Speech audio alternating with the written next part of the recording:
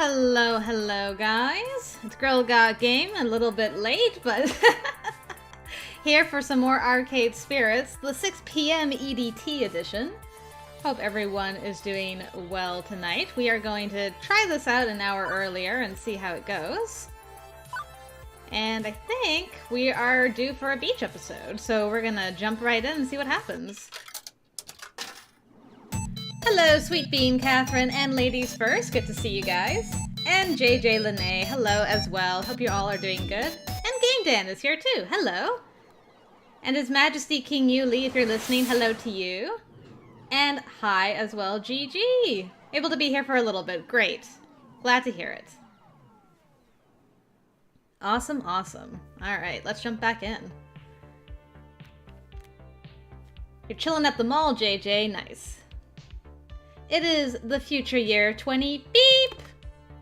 And hello, other Daniel. Good to see you.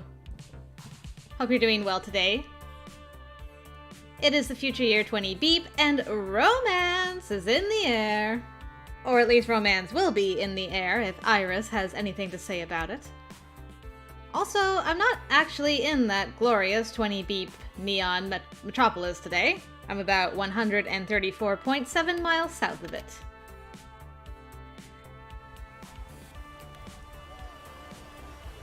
Well, I definitely did call your name, King Yuli. But that doesn't mean you weren't dreaming either. Good to see you. Hope you're doing good. That's much better. Percy's beach outfit is your fave, JJ. Good to know. I'm so excited to see everybody in their beach attire. So excited. Also to hear what our girl is gonna say about them, or think about them. Ah, just smell the sea salt, the saltwater taffy, the baking hot sands. It's just like I remember. You've never been to Flotsam Beach before, Juniper. Well, it's not like I remember you remembering it was then. Definitely. This is definitely one of my better ideas. Top 10, maybe even top 5 ideas. What a fantastic way to celebrate your success at the Funplex. Oh, you have to wake up early tomorrow, Yuli. Understandable. Hope you're able to get to sleep soon and have a well rest. I hope you're going to be well rested and have a good rest. Bleh. You know what I mean. As a reward for your hard work, we return to the beach where you first played Phrase Invaders, where your family spent their summer vacations. Oh, how sentimental. My heart. I can't. I feel the need to say something pithy and dismissive in the face of her unrelenting cheer, but to be honest, I'm definitely smiling. This place holds so many dear memories for me. Before my parents lost their jobs and we began the downward spiral of bad family luck, we loved coming to Flotsam Beach. And coming back here for sure is a treat. Yes! Yes! Alright, Game Dan, go get yourself some food. And you're welcome, King Yuli. This place is great. Sand and sea and that boardwalk. Yes, Gigi. Have the well sleep. It sounds like I'm saying, go sleep in a well. Have the well sleep. Ooh, we got a Yoshi's Pizza. Nice. Stinks fry dogs. Grand. Alright, got some good choices. All those little shops and the best fried food the East Coast can provide, and arcades aplenty, and seashells, and airbrushed t-shirts, and plastic sunglasses, and... I want to see it all! I want to do it all! I think you're more excited about this than I am, Juniper. You're excited too. Don't deny it, Krystal. Later! Okay, I'm gonna go get changed into my swimsuit before the others get here. Be right back! The others, right. That was the second part of Juniper's plan, see? That this wasn't just a treat for me, but for everybody associated with the Funplex. We'd have to drive down here in groups and pay for our own hotel rooms to keep the costs down, but soon enough a Saturday outing for all staff and VIPs had become a reality. It was real sweet of her to include everyone in on the trip, too. We worked hard to make Funship Reborn a success. I certainly couldn't have done it without help from my friends. Within the next hour, there'd be 9 of us bouncing around in swimsuits, making sandcastles and buying cheap souvenirs and playing seaside arcade games. And hopefully not accidentally drowning in the riptides, as my inner lifeguard felt need to warn. One day of fun in the sun for everyone. And as for this evening... Beep beep! Beep beep, Krystal! Well, Iris had other plans for me. Well? Have you decided yet? Have you?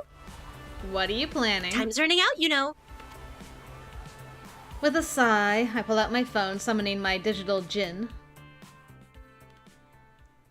And why is time running out exactly? I've run the numbers and calculated a 99.97% chance of romantic success if you take your special someone on a moonlit seaside stroll. Ooh. It's the perfect confluence of all projected event vectors that will lead you to love and happiness. Ooh.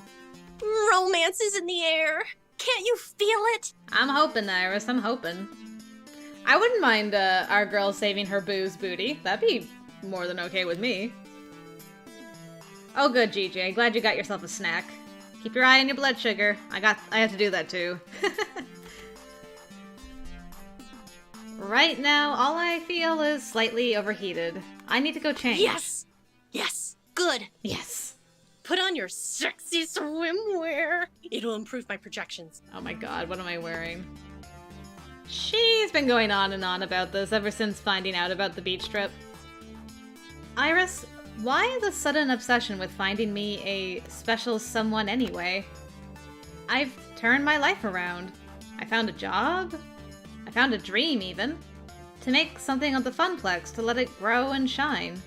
You've done well helping me with that. This is the happiest I've been in years, honestly. Thank you.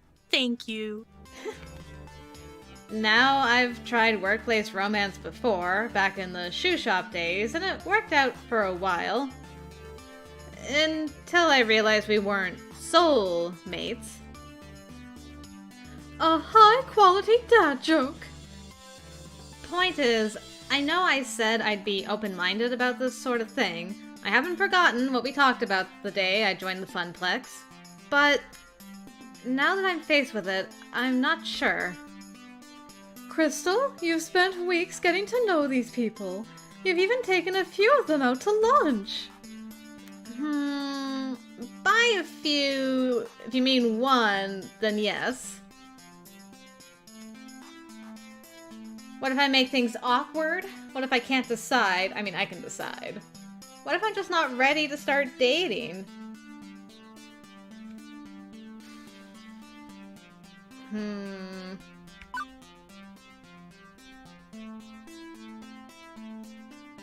One or three. Let's do one. I'm already super close to all these people. Except Ashley. Closer than I thought I'd be when I first took the job. Do I really want to rock the boat by flirting with a friend like that?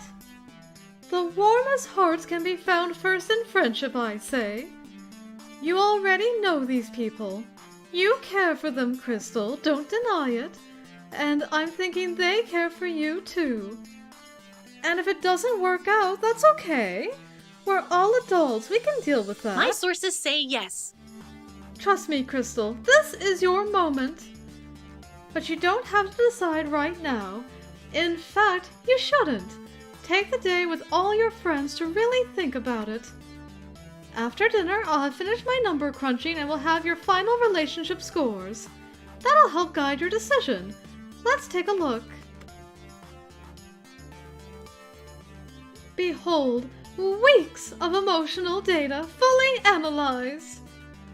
I wonder who I should date then. Poor Gavin and Ashley. Oof. When you're considering dance partners, maybe consider TEO. He's a sweetheart and deserves to be in the spotlight for a change. Agreed. So, that's it? It's decided? No. The points are just a guide. And it's not like I'm gonna force you to woo someone just because they're your top match. Okay. I still need to calculate how well your personality matches what they're looking for. That'll net you bonus points. Consider it food for thought, you know? And you've still got the rest of today to see who you're a good fit for. Maybe cram in some more time with them. Anyway, keep an open mind, yeah? Do my best. By the way, according to GPS, your potential romances will be here in less than 2 minutes. I gotta get changed. Have fun! I hastily jam my phone back in my pocket before anyone can hear that. Dang it, Iris. I could have just chillaxed by the sea. Maybe found that old arcade where I once played Phrase Invaders and had a pleasant time. But now I need to be sizing up romantic partners? Although, maybe there is someone I've been getting close to? Someone I think I wouldn't mind being closer to, in fact. And it has been a long time since I felt like I could even try having someone to share my life with. Maybe it's time to look for love again. But for now, I decided to focus on the day ahead. Fun in the sun. Good, clean fun in the sun. Very innocent and chaste fun in the sun. Alright, our girl's already devolving. Great. Game Dan, all you missed was basically Iris telling us, yo, TEO's the guy you should touch butts with. Just saying. And that's about it. Nice, Sarah. Welcome, by the way. Good to see you. Sure, I can do innocent, chaste. Yeah. Right? Oh my god. Oh my god. What? Whoa. What am I looking at? Holy crap. Well, huh. Well that happened. Good. Grand. Yep, this is fine. Innocent and chaste. Hello, Flotsam. Your queen has arrived. Morning, Krystal. Is this a private game of beach blanket bingo, or can we join? Innocent, chaste, fun in the sun. Krystal is me. Where can I set up my parasol? And how's the surf? TEO was thinking of doing some surfing. I rarely get a chance to surf these days. Looking forward to breaking out my old board and hitting the waves. I was going to play the Beach Boys all the way down here from the city to help get in the mood, but Queen Bee vetoed it. Hey, if you want a free ride in my beloved Bee-mobile with your board strapped to my roof, you listen to my music, Mr. Dance Pants. Oh, hey, there's the perfect spot. Let's sit up there. Catch you later. I'd better go help her. See you there. Yeah, that's good. Aw, Sarah, that sucks. I'm sorry the skip button broke for that. Ugh. That really sucks. I suddenly feel a bit inadequate in terms of proper beach bod and attire. Alright, you guys look cute. Very nice. Like, you're like classic. Very classic. I like it. We're here. Excellent. Ah, good. Queen Bee brought an umbrella. Yeah, I don't really tan so much as burn to a crisp.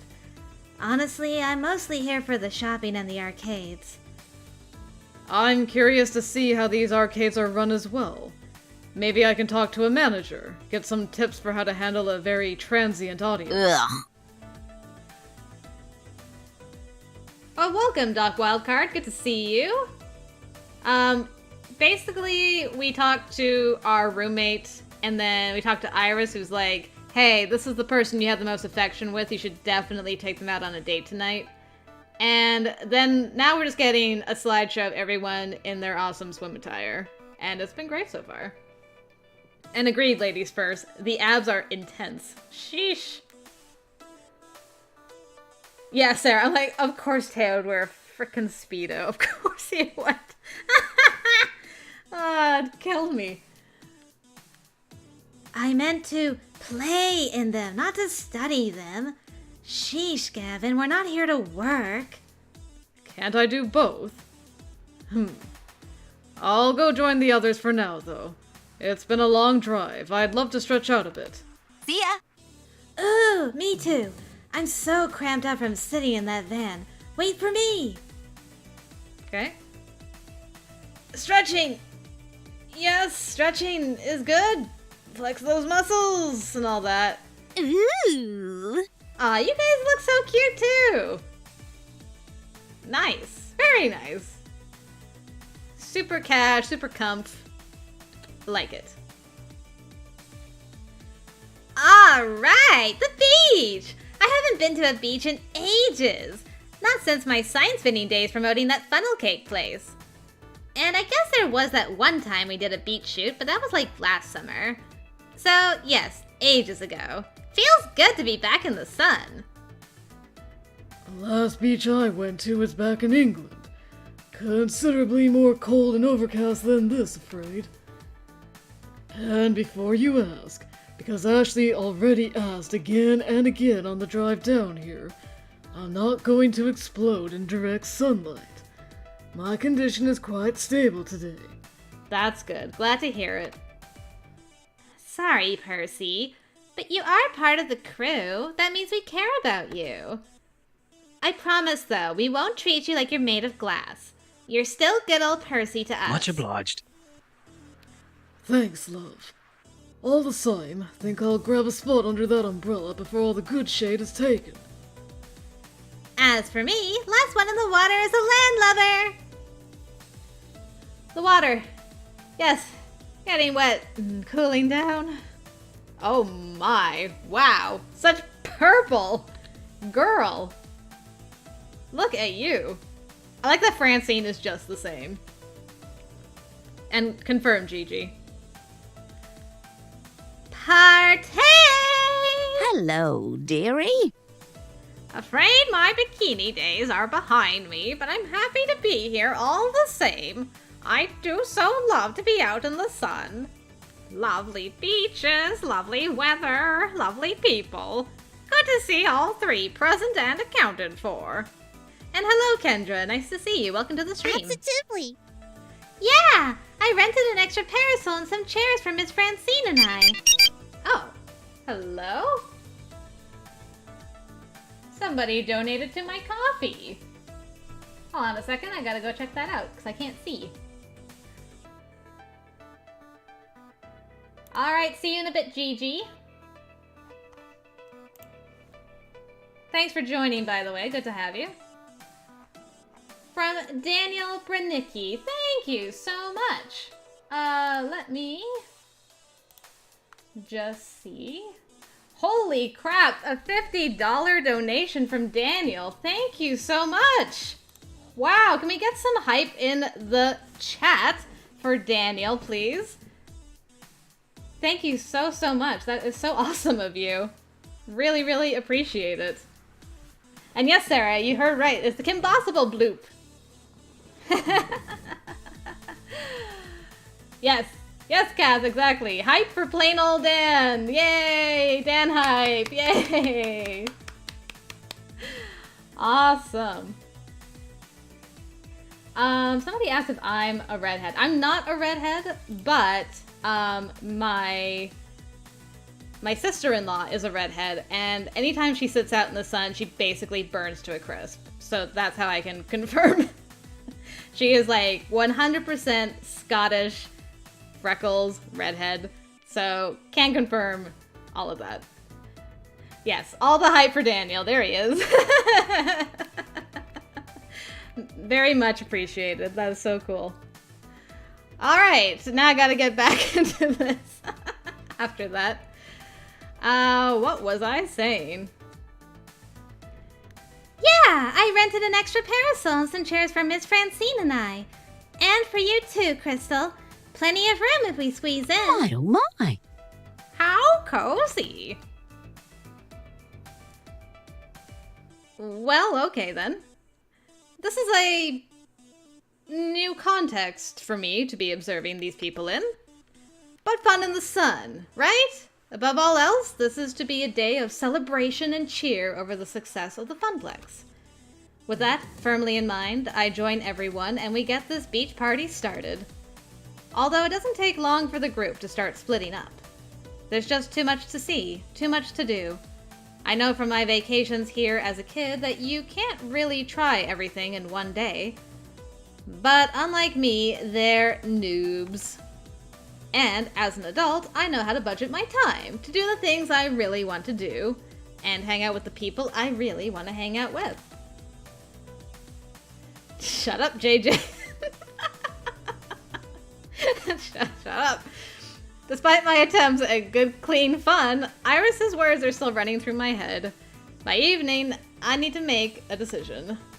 That means if I'm seriously going to make a move, like she's suggesting I do, I should spend my time wisely leading up to that move. So, what next? Okay, so we got 4 options. Oh, really, Sarah? Interesting. Cool. And Paz, hi! Nice to see you. It goes very well, thank you very much. Things are going good. How about yourself? Nice to see you.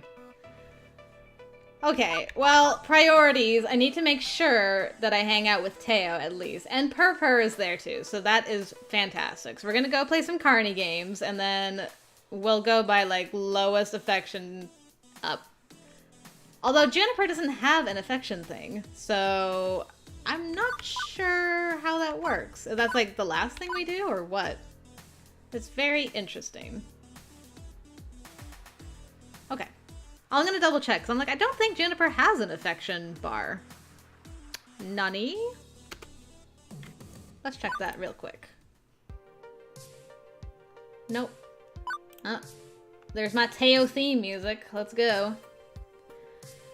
A number of little Carney-style games have been set up along the beach, independent of the boardwalk arcades. Ring tosses, squirt guns, things like that. I'll just keep... Oh man, why does the dialogue box have to be down there? Why can't it be, like, closer to the face? I was gonna look at his face, but I can't look at his face and read at the same time. Bleh. Okay, Gigi, I will be like, Gigi! It's Krystal's swimsuit, you gotta see! Glad to hear it, Pats. Percy promised everyone he'd keep it low-key today as he recovers from his heart tremor. Tossing a few rings is definitely low-key. And it looks like even though he's keen to go surfing, TEO's keeping Percy company. But judging from the way those rings are just sort of bouncing off the bottles instead of landing on them, the games are not going well. I don't get it. I'm usually much more coordinated than this. Don't think it's a matter of coordination, TEO. More a question of... well, let's say optimization. But Percy's ring goes plink off a bottle as well. Goodness gracious. Hey, wait a minute. I know you. Weren't you at the auction? I feel like you were. You were like... You look very familiar. I feel like you were at the auction. I cannot for the life of me remember what voice I gave you, so... I guess we're just gonna go for it. What a shame! What a shame! You boys want to play again? Only another $5 for 3 tosses. It's a downright steal! Starting to wonder if this is a steal in more sense than one. Now, nobody likes a sore loser, boys. It's all totally fair, totally fair. Swear on my mom's grave, I do. All this old-timey All this old-timey carny banter's got my dander up, it does! I must confront this charlatan. Hey there, old sport! What kind of racket you trying to pull? What? Cheating my friends? I say, fellas, I believe in you, I do. Let's win one of those spiffy prizes. Horse feathers! Let's leave this dewdropper be and go have fun on the beach. I like the second one. I'm gonna go for the second one. I don't think I can lose here. It's just whether I get points with TEO or Percy. So, I like this one. Well, hey there, gents. How about we work together to run this four-flusher out on a rail? Anything's possible when you put your heads together. Ah, indeed. My sentiments exactly. I do believe I have a proposal. TEO, a word. Sure. What do you have in mind? Weirdly, the two huddle up without me and exchange a few whispers. I consider interjecting myself into the discussion, but it's over before I can try. Okay then, let's play. TEO passes over a few dollars and takes up the rings, while Percy examines the racks of bottles in detail. TEO holds back, waiting for him to finish. Eventually, Percy points. Right there, 3 rings rapid. That's the sweet spot. With a twist of his agile body, TEO flings his rings one at a time. And all 3 rattle their way around the neck of a bottle, ringing it perfectly. Simple enough. Based on TEO's throwing angles from before, and the arrangement of the bottles, I determined the optimal striking zone for him to aim for. All games are a matter of optimization, even silly little carnival toys. Melons! You've bested me, old sport! Well, I know when I'm well and truly rumbled. Go ahead and pick your prize. Well, Krystal, what'll it be? Yeah, we were trying to win you a prize after all. Aw, so sweet. Me? Really? This was all for me? Absolutely. You know it. I mean, you are the true prize here. Back me up on this, Percy. Damn. Quite so, quite so. But which one of these lesser winnings truly makes your heart dance? I glance across rows of arcade-themed stuffed dolls with curiosity. I'd say I'm a little old for dolls. But you're never too old for a huggable plush friend, and they both worked so hard for it. I'd like... the adorable Mr. Moopy, that swingin' dolly that plays music. I'll just have a Cubert. Well, I would like the one that plays music, please.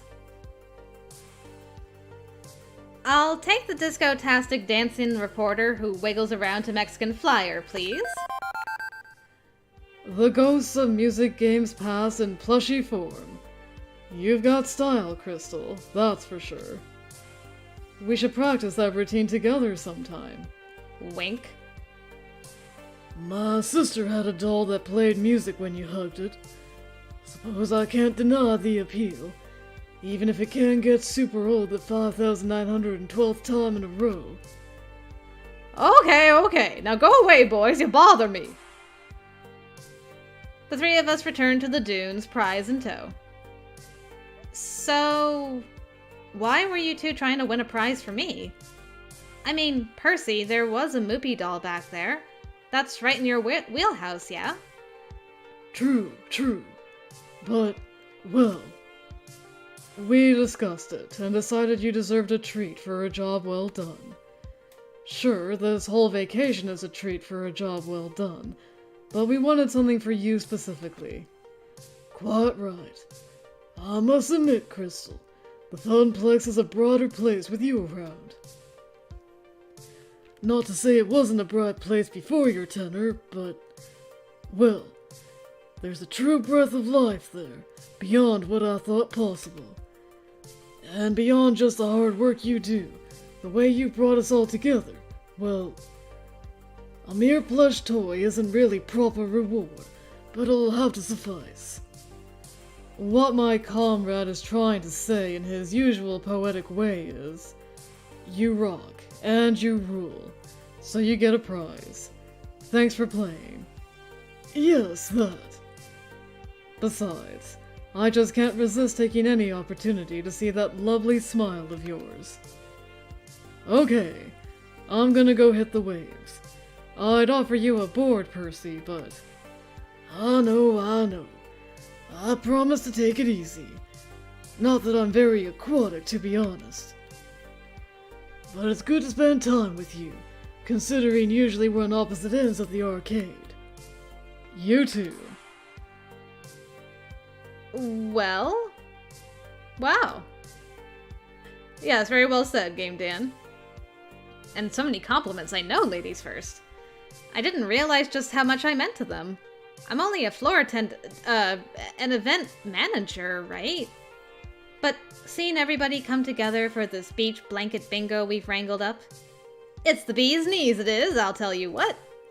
So what next? Okay. Poor sweet Ashley, we gotta go hang out with you. In the distance, I see what appears to be a myriad of sandcastles, which makes sense. I mean, I'd be worried if it was a whole bunch of not sandcastles on the beach. During my many beach outings as a kid, there were always multiple sandcastle competitions going on. And in front of me, our own Funplex fabricators have entered the fray. With Naomi being our arcade builder and Ashley with all of her cosplay craftiness, it's no wonder why these two are up for the Sandcastle Challenge. As I jog over to them, I see Ashley laughing over her castle and Naomi meticulously measuring something on her citadel. I hope so, Game Dan. I'd like to hang out with everybody. How goes the castling? Amazing! Great! Do you see all these amazing sandcastles? They're all so cute! Properly made sandcastles aren't cute, Ashley. Oh? Then what are they, Naomi? Assuming they're not just made by kids for funsies, a proper sandcastle can be a structural masterpiece. Wonderful. Every grain of sand must be in its proper spot, or the whole thing comes crashing down. If a job's worth doing, it's worth doing right. Naomi says this without lifting her eyes away from her castle. She's so completely focused that I don't think she's blinking even. And what exactly are you doing, Naomi? Let me explain. I'm making sure each embrasure is equidistant around the tower. Otherwise, it'll all be an asymmetrical mess. Makes sense. I take a moment to actually appreciate their castles.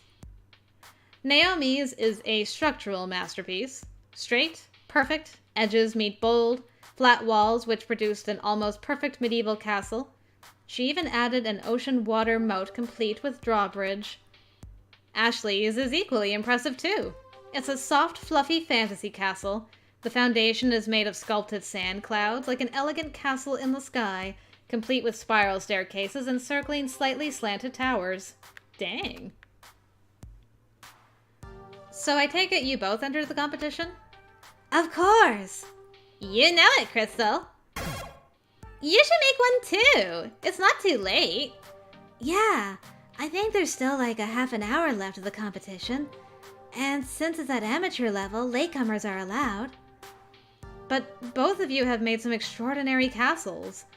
My architectural skills are somewhat lacking in the sandcastle area.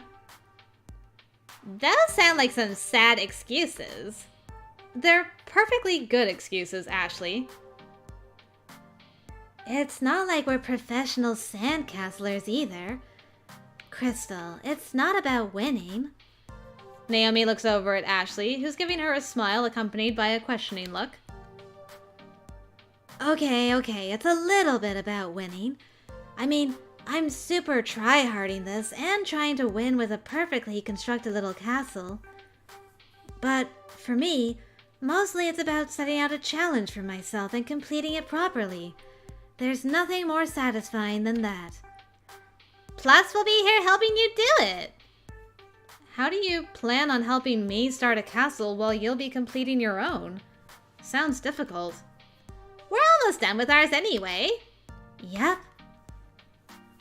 If we have 3 castles in the competition, then that's one more chance for us to bring home the gold. Yeah. It'll be fun. Come on and join us. Yes! Join us, Krystal! Join us! No thanks. Krystal's good back here. Alright, hand over that shovel. When I was younger, I remember watching sand sculptors carefully craft their castles. I would watch for hours, just staring in awe. I made my fair share of them too, trying to imitate the professionals, but they were never more than lumps of sand that vaguely indicated shapes. I'm not that competitive. But like Naomi said, it's just for fun, so why not? I'm going to need a bucket, a melon baller, and a funnel. Stat. Yes! That's the spirit, Krystal! I just put the finishing touches on mine. Let me help you get the base started. Naomi, Ashley, and I dug our hands deep into the sand and started shoveling, pouring, and constructing. So, what are you going to name your castle? Huh? You can't just make a sand castle and not give it an epic name. Hello, Dreamy Kiwi. Welcome to the stream. Glad that you were able to make it. Hope you're doing well. And yes, Game Dan, hope we get a beach CG too. Please, please, please. Ashley has a solid point. To give it a name is to give it life. I have names for all my important tools back in the shop, too. So beautiful. My soldering iron is named Melty. My multimeter is named Zappy. My rom burner is named Sir Romulus Romanov III. Maybe not something quite that grand for mine. How about the Funplex? Oh, nice! That was your first visual novel? So cool! And you just played the sequel. I'm looking forward to playing the sequel when I'm done this, for sure. Both Ashley and Naomi bust up laughing. That's very appropriate. The Funplex is practically a castle, right? What if we make it look like the Funplex? It already looks like it, kind of. That's because the Funplex is just a box, and we've only made the foundation for our castle. But if we can carve in the sign and the double front doors... Naomi happily starts putting the details on the sand Funplex while Ashley and I cheer her on. That looks so good! Naomi, you're so good at having steady hands. You really should join me making some cosplay. You'd be great!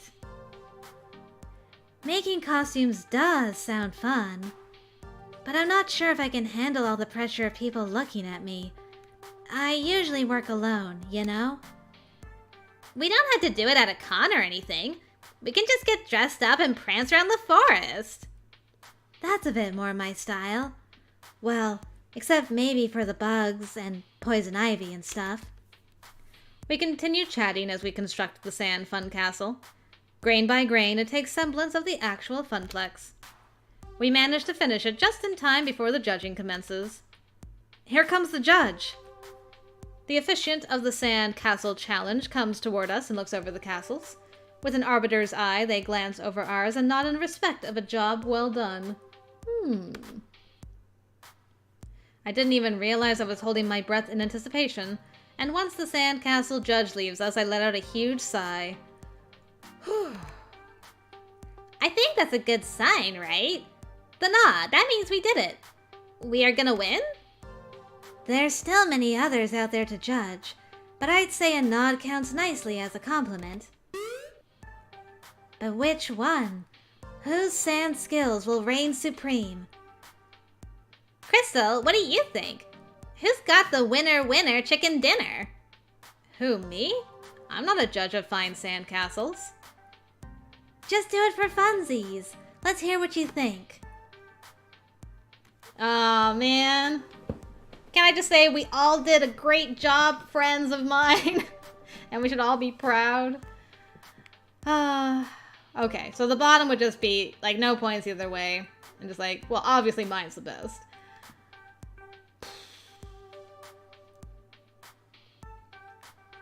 Well, Ashley I have the least amount of points with, so I'll have to go with Ashley. Most of the castles out there are rigid, lifelike replicas of historical castles, while Ashley's has a more airy feel to it. Ashley's is so different from the rest, I think it'll outshine the others and win over the judges. Just like you've won me over. Oh, that was smooth. Thankies. Thankies. Daw, you're too sweet, Krystal. I agree. Ashley's fantasy castle is sure to catch the eyes of the judges. You've done a wonderful job with it.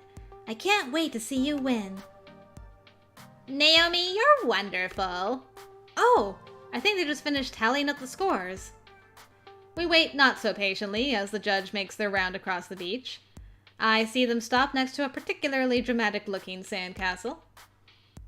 Hey, Mara. Yes, you came just in time. Pulling out a bright blue ribbon, they prop it up next to the castle. Which means... Poops. Ah. Were you able to finish Theme Prison, Mara? I feel like we're getting close to the end with that. Double poop. Don't feel too down. If it wasn't meant to be, it wasn't meant to be. How very pragmatic of you, Krystal. We did have a blast, though. Nice, Mara. Awesome. I look forward to catching up to you, and then we can discuss the ending. But I hate losing. We just gotta win next year, Naomi. Maybe if all three of us join forces again, we can build the best sandcastle this beach has ever seen. We should spend some time practicing more, which means more beach trips. I'd like that. I'm in. Great. Next year, Team Ashley is going to eradicate the competition. I think you mean Team Naomi. You two can fight over that next year. I think I'm covered in enough sand for a while. I'm going to see about being slightly less sandy. I hear ya, but Naomi and I aren't done here. We got one last thing we gotta do. Oh, what's that? Destroy our creations. I'll leave you to it then. I am a mighty dragon. Fear me, tiny sand people! Both of them smile widely at each other and laugh.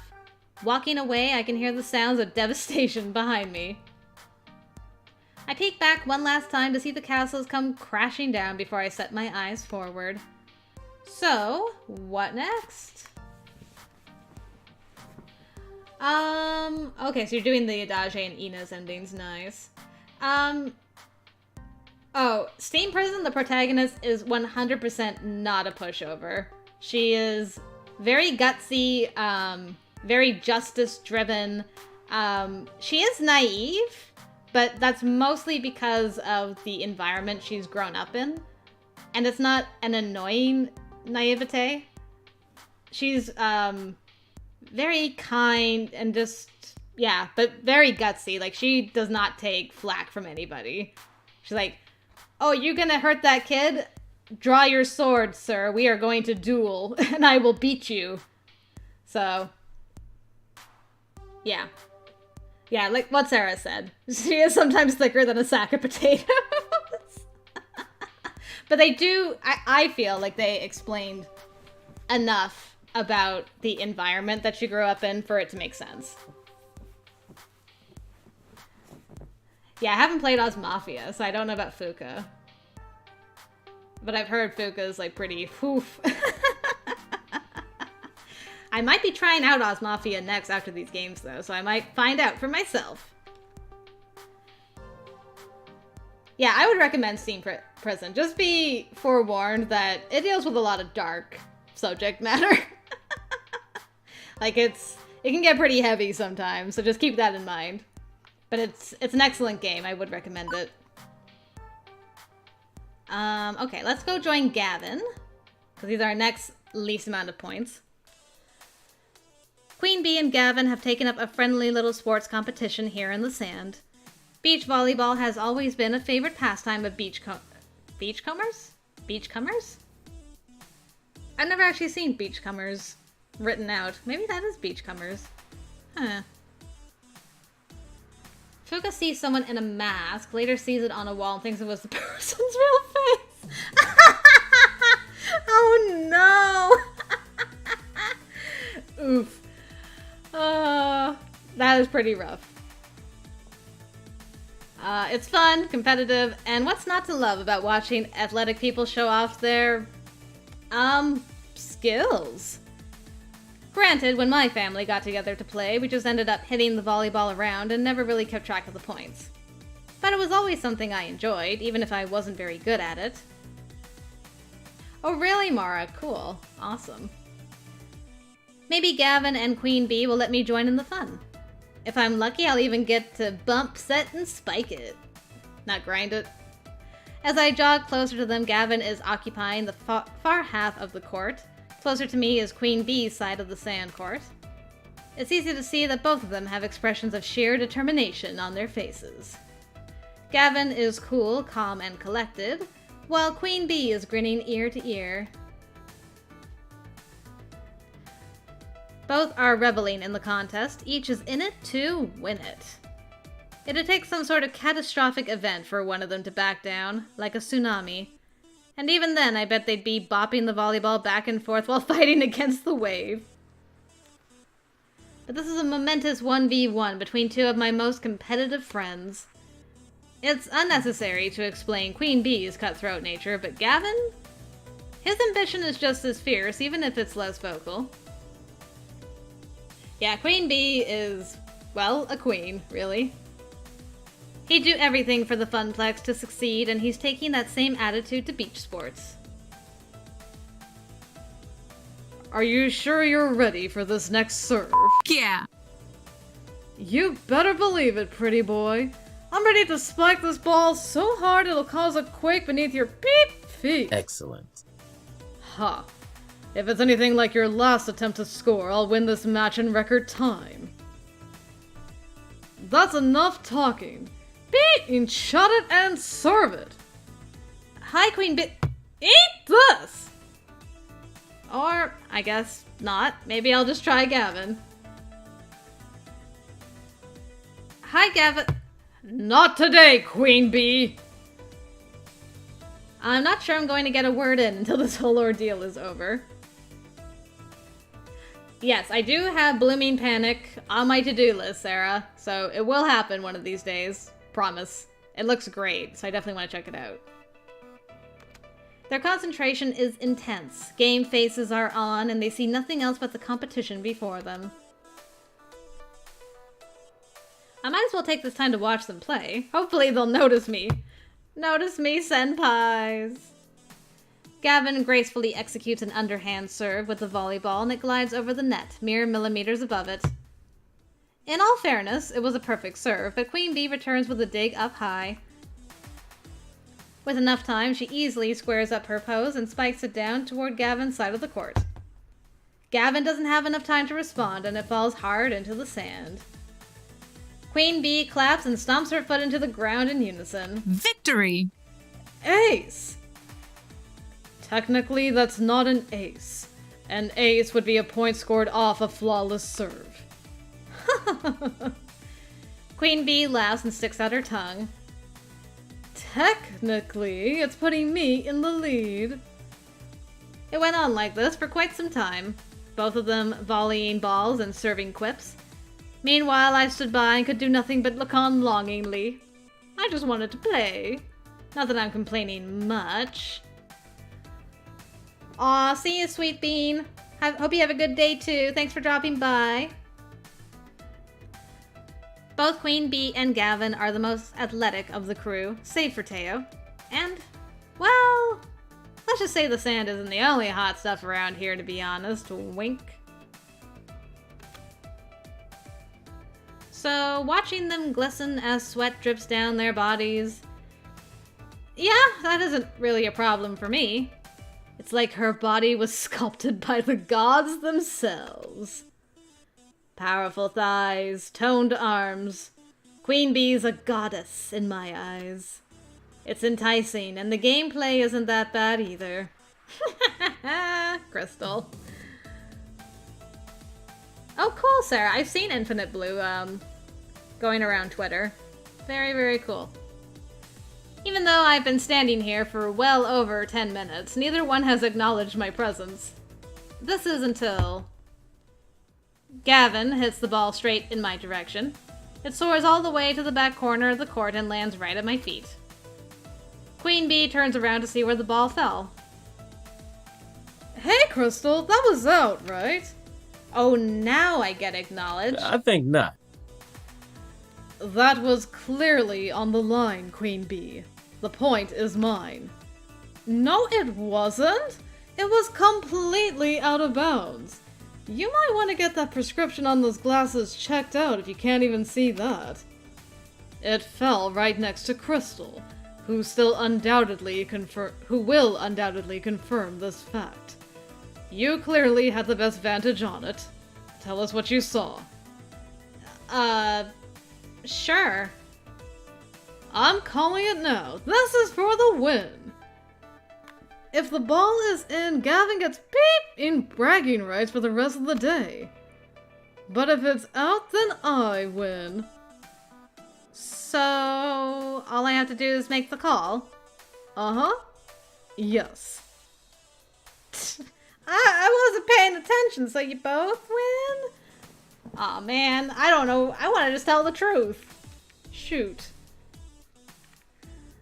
Oh well, there's no truth in love and war, I guess. Alright, Gavin, you win. The line itself is a thin rope cord held down by a simple tent peg, so I can see why it would be hard to tell if the ball fell around it. But I can say for sure I saw it touch the cord. It grazed the line. Sorry, Queen Bee. Point, set, match. Gavin's not much the bragging type, so it's hilarious to see him enjoy the limelight a little. Granted, that's more of a tennis term, but I think Queen Bee gets the gist. I thought for sure I was going to beat you, pretty boy. You bested me fair and square. Shall we take a quick break? I know, Dreamy Kiwi. It's like, I win. Ah, Bob, leave Game Dan's computer alone.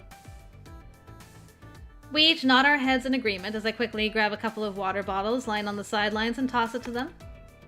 Hey, Zachary! Good to see you! You made it! Awesome, awesome. Gavin gladly chugs down the water and flashes a smile back at me. Oh.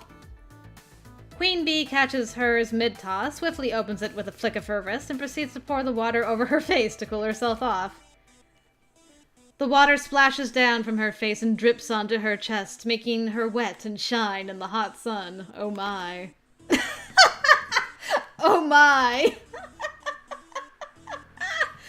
Ah, I suddenly feel very hot myself and could use a quick dip in the ocean. Thanks for the water, kid. Yeah, you're welcome.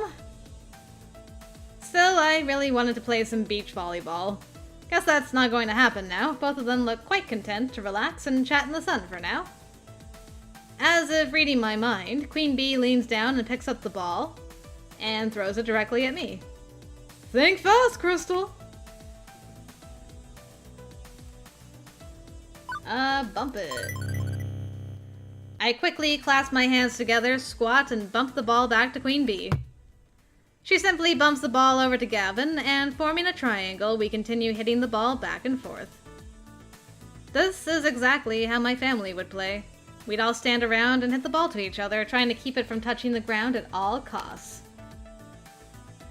Gavin, Queen Bee, and I get really into it too, and several times one of us ends up diving to get the ball and get a face full of sand.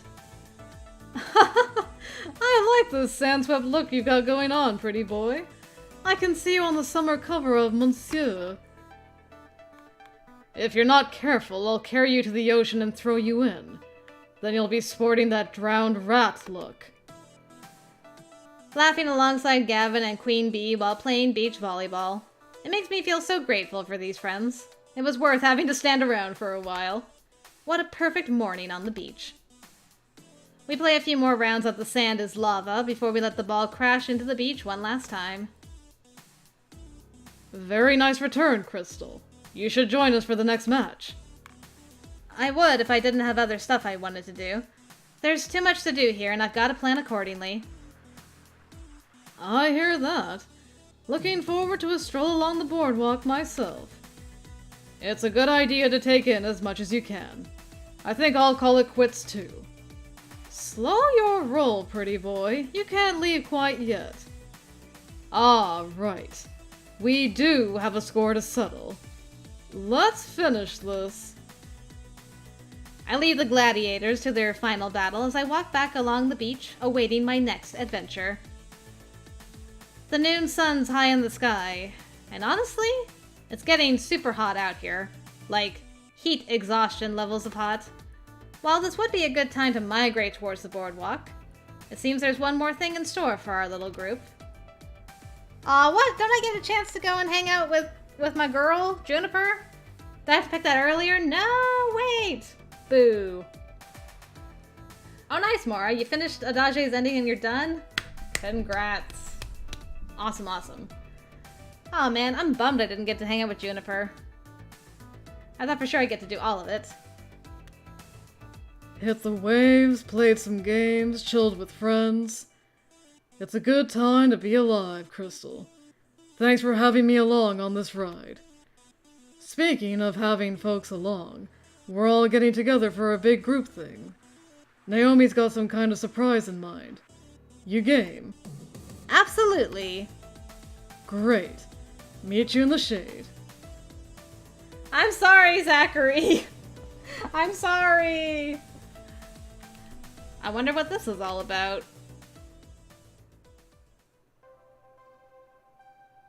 Understandable, Sarah, that you wouldn't want to, like, redo it all just for the Finn route. Soon enough, the entire group has gathered. The number of shade-throwing parasols has multiplied to 4, too. Plenty of cool respite for everyone. Also new, a large cloth-wrapped bundle in the center of the group. Gather around, gather around. It's lunchtime. And judging from the rumbling in my stomach, it's right on time. The bundle is unwrapped, revealing a series of simple wooden lunchboxes in a traditional Japanese style. Each one's been painted a different color. As a way of saying thanks for all your hard work and your support, please enjoy these boxed lunches, courtesy of the Funplex. And me. I made them. An authentic Naomi brand bento? Sign me up! I reach for a box, and she smacks my hand away lightly. Ow. No. No. That is totally understandable, Sarah. That makes sense. Not yet, Krystal. I made these special-like. Everybody has a personalized lunch filled with their favorite things. Gavin, if you'd be kind enough to distribute them. Names are written on the lids.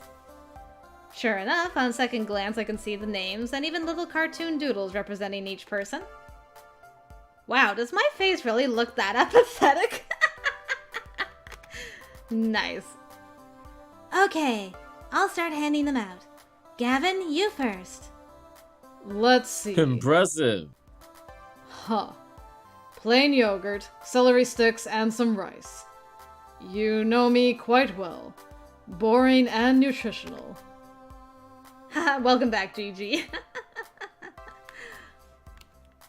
Oh, Ben and Matt are fantastic. I love Ben and Matt so much. Yeah, they're probably my favorite too. I colored a bit outside the lines on this one rather than sticking to traditional bento style. Enjoy! Oh my gosh. Sushi with some blah, blah. Let's try that again. Oh, bleh. Sushi with some tempura veggies. Ooh, and a side of miso soup. I love nothing more than a traditional bento box lunch. And I love nothing more than making them. Yeah, I agree, Mara. Finn's probably locked until Yune. Hamza is pretty great, too. Let me smooch you, mysterious hot rich benefactor. Oh, For reals, though. Hamza is just a barrel of laughs. Huh. Fish and chips, of course, with a little Union Jack on a toothpick. And you made a moopy maze out of the chips, too. It's not too stereotypical, is it? Quite good. I haven't found a proper chip shop stateside, so I'll take it. A nice little taste of home. Fantastic. Oh, beef! Yeah! A big juicy cheeseburger and french fries! My mouth is watering just looking at it. Yum! And it's got lots of pink in it, just how you like it. Pink? Ah, pink. Gotcha. So pink I can hear it moo. Ew. This is perfect. Pita bread and hummus. Love it. It's a great meal that fills the belly and gives you a ton of energy. And we have to keep your tank at full. A tired TEO is not a true TEO. How marvelous. Oh my, this is lovely! Little finger sandwiches, some tea, and even a cupcake! Thank you, Naomi dear, it's very thoughtful. Aw, thanks, Miss Francine. I got a peanut butter and jelly sandwich. Nice. Ha! Bet you can salt it with Krystal on this one. I love these! Always have, always will. Actually, I just checked your Instagram. I did an analysis of your most commonly blogged food and... Can't talk, busy eating! And that leaves the one who brought us all together. Krystal! For you, I made... pizza bagels! Oh gosh, not more pizza bagels! I can't escape the pizza bagel! Man, I love fish and chips and a cheeseburger and fries though, so those would be my favorites. Pizza bagels, come on! Blech. Kidding! It's actually similar to the bento I gave you the day you started at the Funplex. A little reminder of how this all started. Oh, thank God. Oh! Oh! Well, thank you. Speech! Speech! What? Yeah. You should make a speech before we all dig in. I mean, you're the reason we're here. I am? Yeah, you are. I mean, we were doing great before you showed up, don't get me wrong, but, you know. But you worked harder than any of us to make the Funplex the success it is today. I was content to keep it afloat. I didn't think we'd ever manage more than that. But you refused to be content. We wouldn't be here at the beach if not for the success you led us to, Krystal. So yes, I think a speech would be appropriate.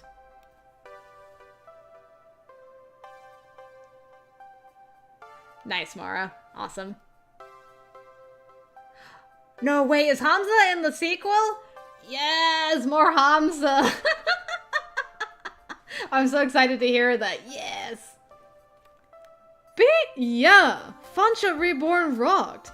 It really opened some doors for me. I'd still be wearing that damn black L7 jacket if not for you. The atmosphere is so much livelier thanks to your efforts. Win or lose, I'm enjoying my time with Moopy thanks to having so many great people around me. By this point, I can't even imagine the Funplex without you, Krystal. So don't even think of leaving. If you do, we'll probably gather up a hunting party and drag you back. No hard feelings. He has a round booty and golden black eyeliner. The forbidden snack. Amazing.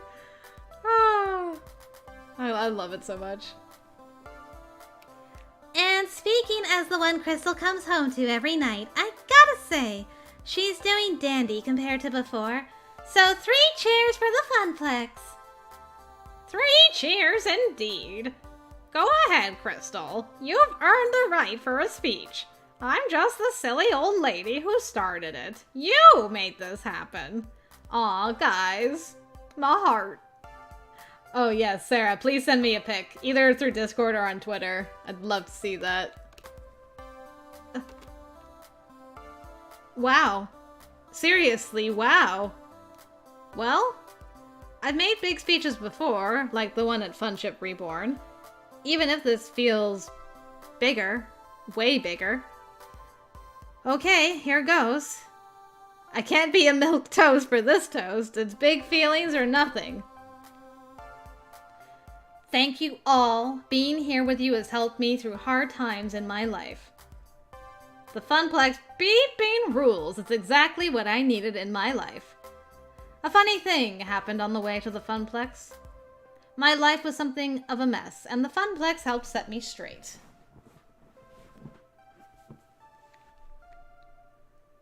Sounds good, Sarah. I look forward to seeing this. What do I want to do? I mean, the second one is obviously, like, the star one. I forget, it's like intensity or whatever. Top's probably kindness. The third one's probably the funny one. And the fourth one might be the scales? Okay, awesome, Sarah. Thank you.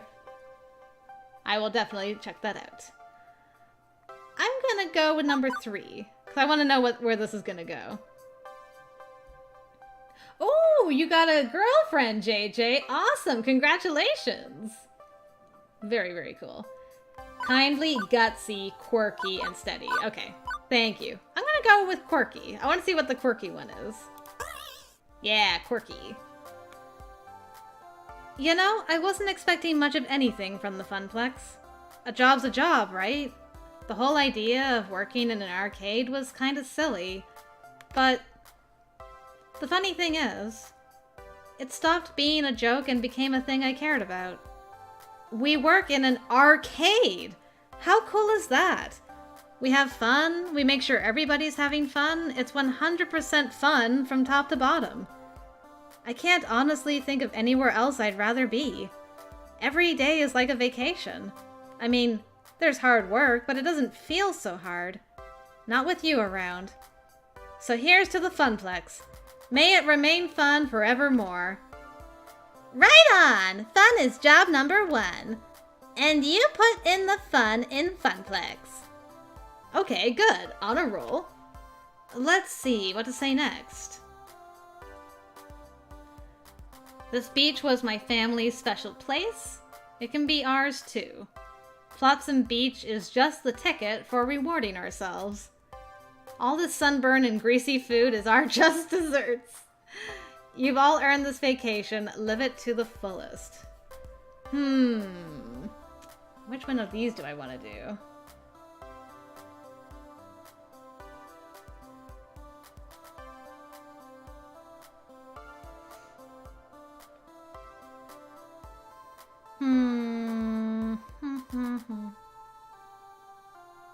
Ah, thank you, Sarah. In Discord too. Perfecto.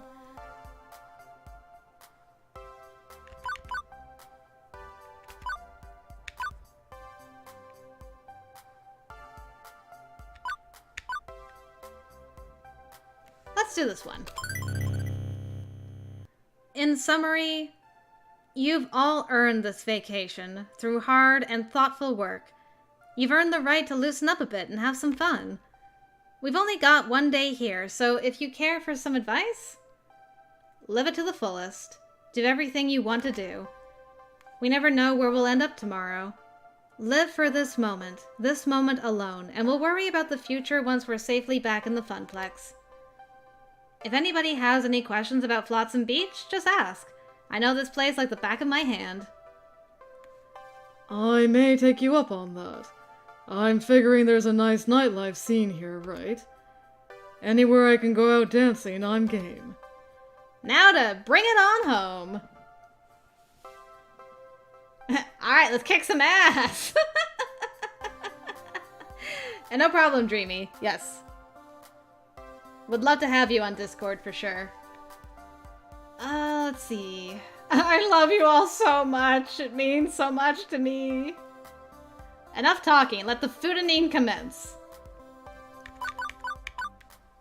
I'll say thank you. Thank you. With all sincerity, from the bottom of my heart, thank you. All of you. I want to honestly express my gratitude, even if I can't find strong enough words to do so. So I'll simply say thank you. And let's eat. You have my gratitude as well. You've no idea how much it raises my spirits working alongside you or watching you enjoy our games. Krystal, thank you for this lovely day. And I agree. Let's tuck in. That tea is calling to me. This is the moment. One perfect moment with all of us together, laughing and talking and eating and having the best time in the world. Maybe things will change after tonight when Iris's plan to find me romance comes together. Maybe this is the high water mark. Maybe. But no matter what happens, I'll always have this one perfect moment.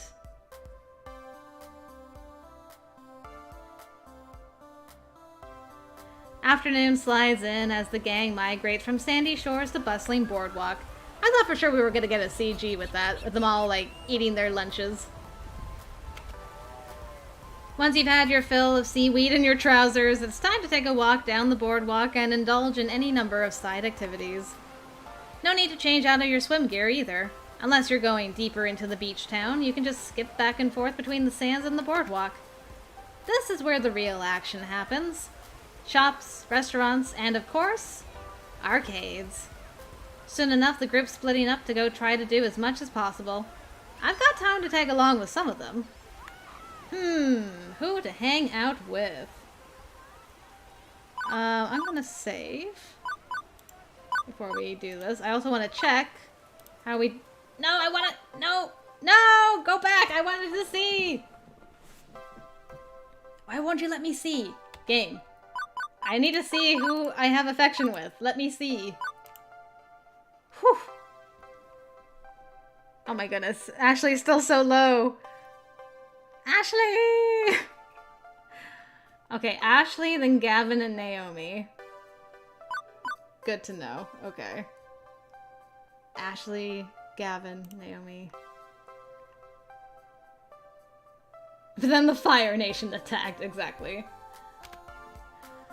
Okay, Gavin and Ashley are checking out an arcade. Naomi and TEO are raiding a candy store. Queen Bee and Percy are chatting and having funnel cake. And Juniper and Francine are shopping for souvenirs. So I guess I can only... Yeah, I think what I'm going to do is I'm going to do Naomi and TEO first, then Juniper, and then Gavin and Ashley. Assuming it's the same, like, you can only pick 3 of the 4 thing. Nice, Mara. I was like, and now that I'm done, Collar and Malice. Let's go. Okay.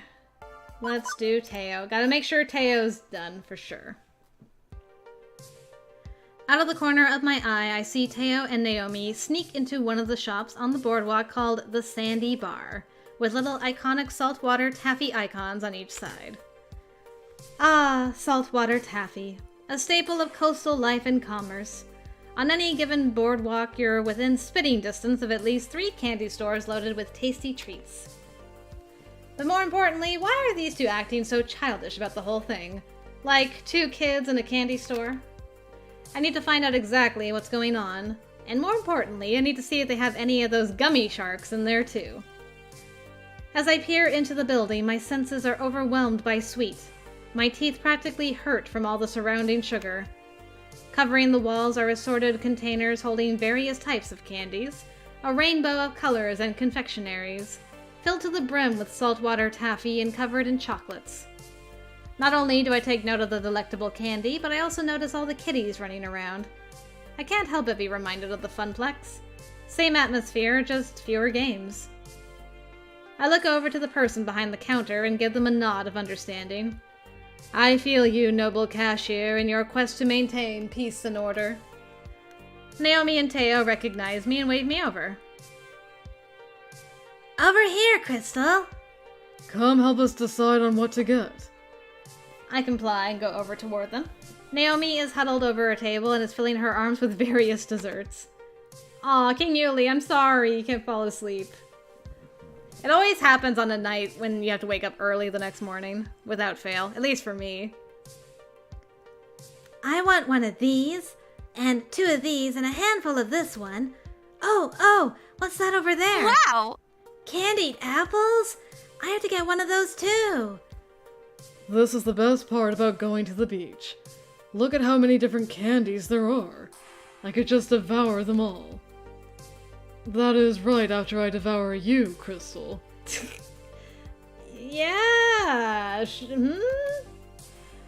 Oh my. I thought maybe since we were all on holiday, I'd get a vacation from TEO always making me blush. Nope. Ah, understandable, Yuli.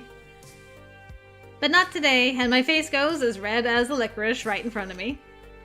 Now, I pegged Naomi as having a sweet tooth, but TEO, with all his dancing, I would have guessed him to stick to a healthier diet. But this trip is a vacation for all of us, so maybe he's spoiling himself. So, what do you think of the place? Who, me? Oh, I've been here before. Quite a few times. It's the most popular candy store on the boardwalk. My family and I would always stop by right before our long drive home. After a long day of swimming, walking, and fun in the sun, a maximum sugar overdrive was a perfect way to end the day. They'd give me a fistful of dollars and cut me loose in here. Whoa! They just let you get whatever you wanted? Dang, I wish I had your parents. Cute! I could just see a young Krystal here, running around and stuffing candy into her face. Not going to lie, I was a cute kid. Not so cute when overdosing on sweets, though. Both Naomi and TEO laugh heartily. I mean, they didn't exactly give me Fort Knox to blow on snacks, but it was still a nice little reward at the end of the day. As I am a creature of habit, I'd always get saltwater taffy year after year. It's just the best feeling, munching on taffy while watching the waves crash into the sand. Oh yeah, Doc Wildcard. I haven't heard of that Western. Okay, cool. They say sweets is good brain food? Interesting. Naomi suddenly gasps, interrupting my recollection. What is it, Naomi? They have conpeito! I'm still confused. Is that a good thing? It's the best thing! They're these little traditional Japanese sugar candies that look like stars and are my absolute favorite. Every time my mother would go to visit family in Japan, she'd bring me back some. But it's been years since I last had some. She squeals excitedly and runs over to a little stand that has a cute assortment of pastel sugar stars. That's true, Yuli. That is something Elle would say. We follow suit and make our way next to Naomi. TEO picks up a bag and brings it closer to his face, examining them.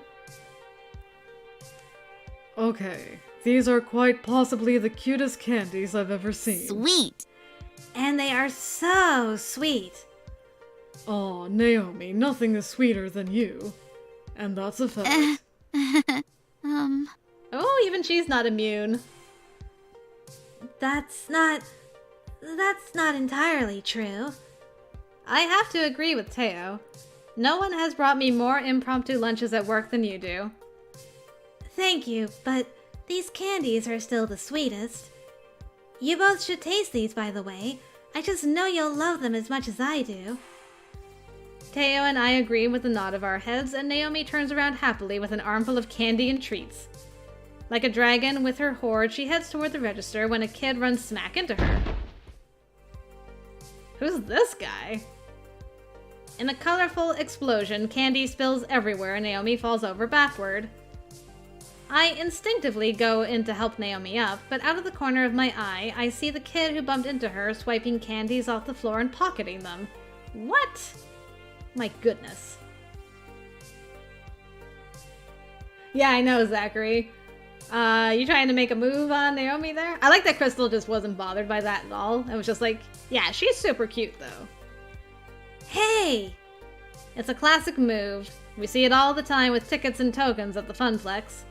And like the arcade, this is no different. It's so overused, TEO even sees it. He elbows me and points it out to my attention.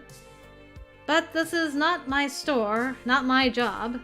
Do I step in or let it slide? Pick up the mess, point out the thief. Help Naomi up.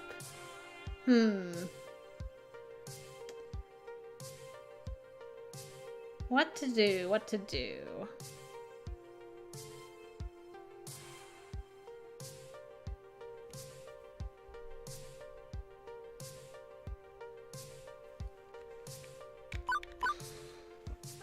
I say we point out the thief. I know it's not my job, but if some brat did that in the Funplex and I didn't notice, I would want someone to do something about it. Plus, stealing candy is the worst possible crime one can commit. Save for, like, murder or Grand Theft Auto. Okay, so there are a lot more awful crimes, but this one takes the cake, so to speak. Or the candy. Hey, kid, turn out your pockets. What do you want? I ain't doing nothing. I saw you stuff all those candies in your pockets. Look at them bulging out. You aren't tricking anyone. The kid looks like they want to say something, but by now the cashier is here too, and the kid turns out his pockets. There was a lot more in there than just what they got from the spill. With more tact than I could probably muster, the cashier tells them to kindly exit the sandy bar, and the kid complies. The cashier and I exchange knowing glances. We are one and the same. Well, after that excitement, I'm ready to relax on the beach and eat some of this candy. Me too. Me 3! But I can't quite leave yet. There's still one more thing I must do. I need to get some saltwater taffy. It's a Wave Rider family boardwalk tradition after all. Oh yeah, we can't break tradition. Although, if we do, I wouldn't mind starting a new Funplex Beach tradition with you. Wink. Well, hello. Hello, chat. You've learned your lesson. You're not gonna address everyone one by one. There's 17 concurrent viewers. I'm not going to address everybody in person. It's the collective chat. It's the collective chat. How are you guys doing tonight? Or morning, or afternoon, or wherever you hours, are. Wherever you are. I see. Okay, I see. King Yu. Wait, I'll start at the top. King Yuli, JJ, Ladies First, Doc Wildcard, Mora? Yeah, I say Mara. Mara? Yeah. I'm just trying to wait, that looks like Laura. Mora? Laura. Zachary, Game Daniel, Sarah, or Sarah, Sarah. and Gigi, and Dreamy Kiwi. What a cool name. Yeah. I think that's everybody. Nice, I think you got everybody. Thank you for the coffee. Yeah. You're welcome. Sorry it took so long. Oh no, that's fine. This is good. I'm only an hour in, so this is a good time. It is good to see you guys too. How are you doing, Gigi? Oh, hey, since you're here, you can see this guy's awesome swimsuit. Ah. You want me to get one of those? I was just gonna say, if you want to get one of them. Nice. And also braid my hair like that. Yeah. If you grow your hair that long, that'd be great. And paint your nails black too. I'm undecided about the matching sunglasses, like the sunglasses that are almost the same color as his hair. Okay. Yeah. It's cool. Cool. I guess it could be cool. That's alright. But yes, that's a very nice swimsuit. Aw, Gigi's feeling sick. Sorry, man. Oh, no, not that's barfing. not good. No, poor Gigi. I have to hang out long enough to see the swimsuits? Okay, Yeah, you want to have a seat? I'll grab a chair. Okay. Alright. Impromptu. Duh. Alright. Teo, please, this is one important delicious decision Krystal has to make. And the only correct answer would be for her to choose the cotton candy ones. Cotton candy flavored taffy? Really? I wouldn't joke about something as serious as this. But it's like sickeningly sweet. Even I can't handle it. And I can handle a truckload of sweet. Well, what would you choose then? Buttered popcorn, obviously. I like a little salty with my sweet. Oh, no problem, Dreamy Kiwi. Taekwondo. Awesome. Hope that goes well for you. That sounds cool. Okay, so Game Dan is drawn to Juniper, but everybody else is drawn to Ashley. And then, of course, I like this guy, so we'll see what Da thinks.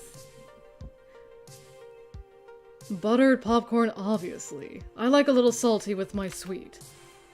But that's sacrilege! Good grief. Naomi, I'm much more of a purist. getting in a fight over taffy flavors isn't necessary. Both taste great, but I already know what I'm going home with. What's that, Krystal? A grab bag. Well, I'm gonna get buttered popcorn, because I'm a simp. To appease my palate, I prefer a more complex profile of flavors. Complex. I agree with Teo. Nothing beats buttered popcorn. I have to agree that cotton candy flavored taffy sounds terrible. Yeah, I'm like... That sounds like that's just way too many sweet things going on. And that's saying something for you, because you really like sweet things. I do like sweet stuff. I'm not... I like more bitter stuff. Yeah. I like sweet and salty too. Yeah, sweet and salty is good. That's fine. Sweet and salty is good. But butter popcorn taffy, that sounds absolutely incredible as well. Yeah, I wouldn't mind trying that. Excellent. I respectfully disagree with your opinions. Your face doesn't look like you respectfully disagree. But that just means more cotton candy taffy for me. I think that about covers it. Shall we blow this popsicle stand? Ooh, they have popsicles too? Naomi. Once again, Naomi's got her arms filled to the brim with candy, and she nods enthusiastically. Teo's picked out some of his favorites too. We each take our turns in line, and before we know it, we're happily carrying our stash with us onto the boardwalk. Oh, I almost forgot. She stops abruptly, digs through her bag for a moment, and pulls out the conpeto. Yes, I've been wanting one since you pointed them out. Naomi opens the bag, and both Teo and I pick one out. Popping the sugar star in our mouths, both of us smile wide, enjoying its sugary goodness. Love it. Oh, that is so yummy. For real, Naomi, it's my new favorite candy. It's very good. Maybe next time I'm at the Sandy Bar, I'll get some of these instead of taffy. Alright, see ya, Dreamy Kiwi. Take care. Bye-bye. Next time I'm here, because with the Funplex riding high in the world, I bet we can afford a next time. And another, and another. Thank you for introducing me to a whole new world of flavor, Naomi.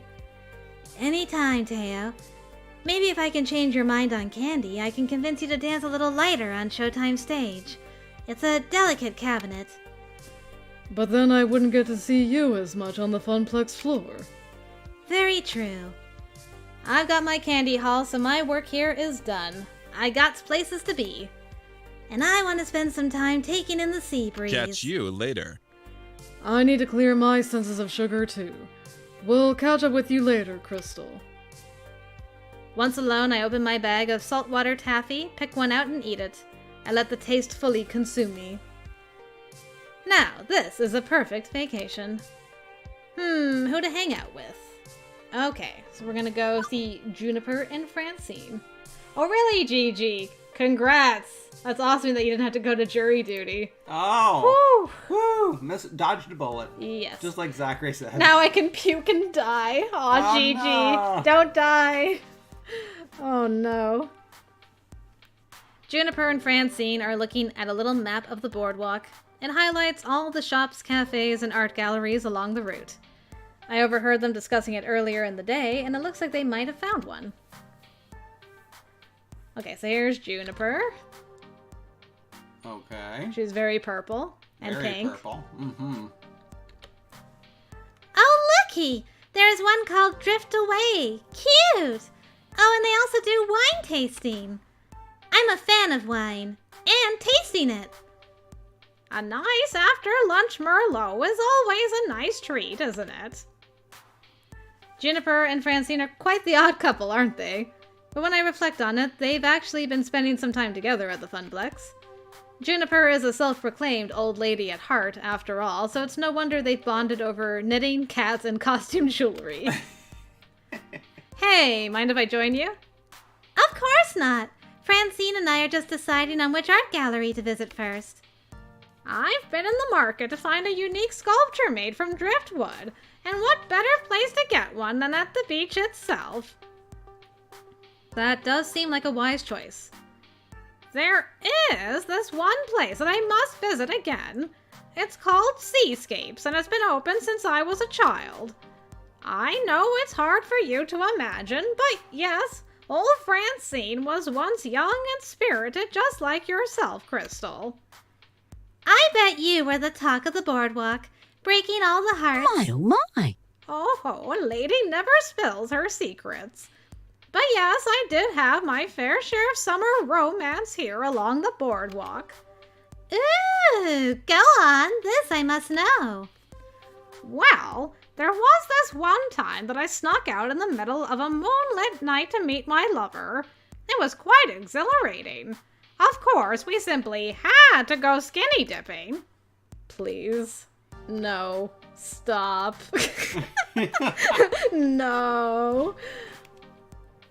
If there is one thing I definitely don't need to know more of, it's my boss's love life. I already know too much from my interview with Francine. TMI. Grandma, no. Grandma, no.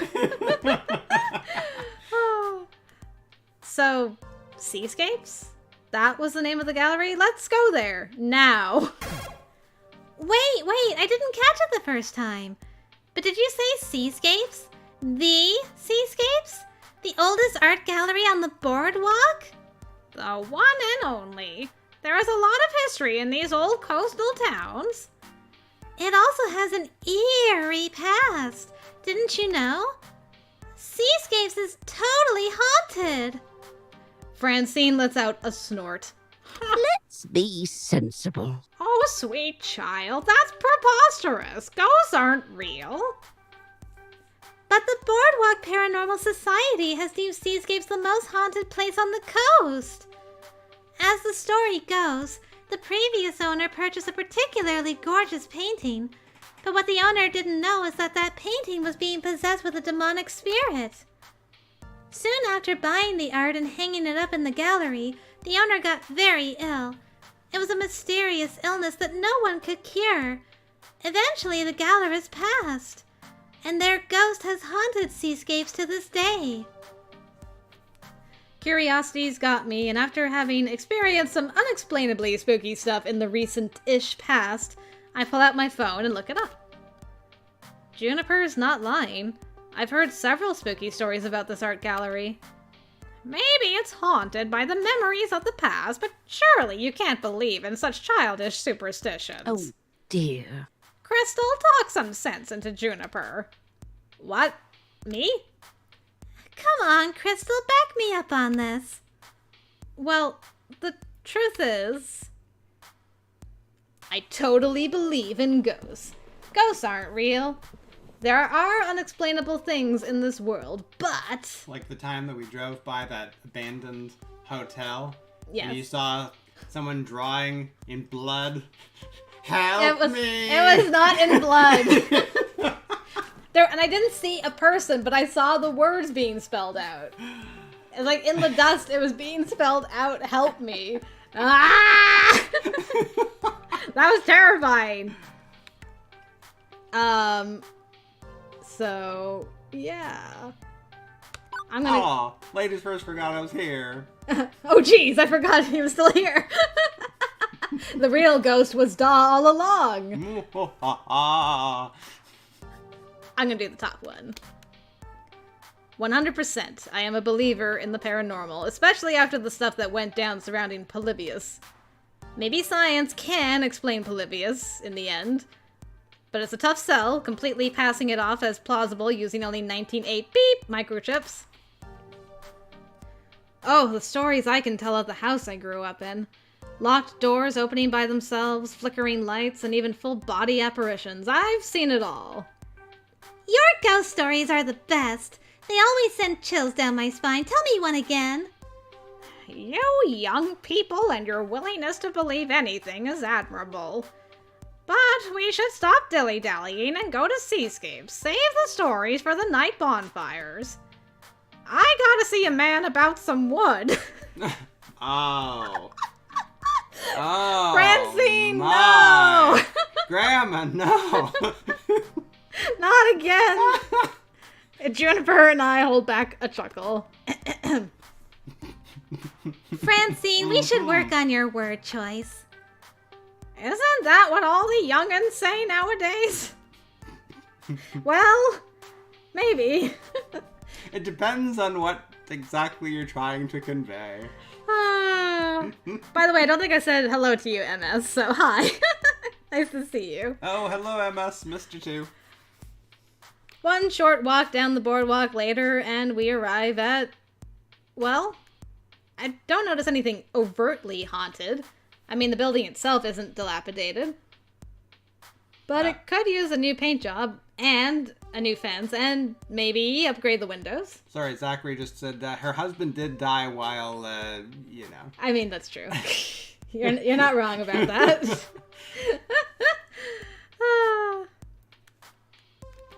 Being right on the boardwalk with wide open doorways, we can walk right in and hopefully not have the whole thing collapse on top of us. Okay, so it's a mess of a building compared to the other shops along the boardwalk, but it adds to the historic charm. But to its defense, it does have a sign in the window that says free wine tasting, so I know Juniper will be ecstatic about that. Yes! Ooh, free wine tastings! As if on cue. I'm so thrilled. It hasn't changed in years. Still looks like how I remember it. Francine takes a deep breath as a smile creases her wrinkled cheeks.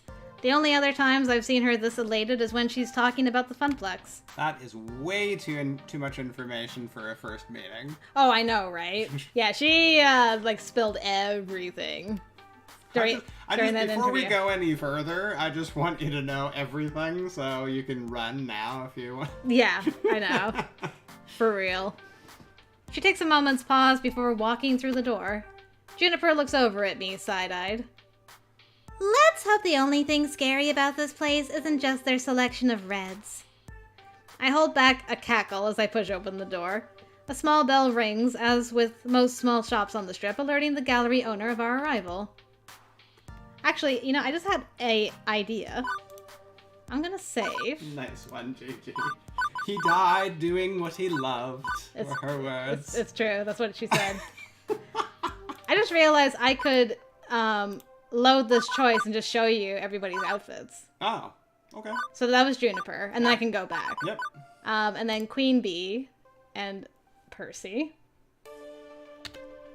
So there's their outfits. Unfortunately, he looks slightly like me, rubbing my Buddha belly.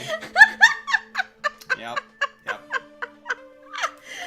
Oh, is that literally a like a cyberpunk bikini? I think it's supposed to be a beehive. Okay. Because her nickname's Queen Bee. Okay. So I think the cyberpunk thing is cooler, but okay. Yeah. Queen Bee. Yep. Yeah. Okay. So there's those guys, and then this. I think these are the last. Naomi and Teo. Right? Yes, you did. Okay. Okay, I'm just gonna.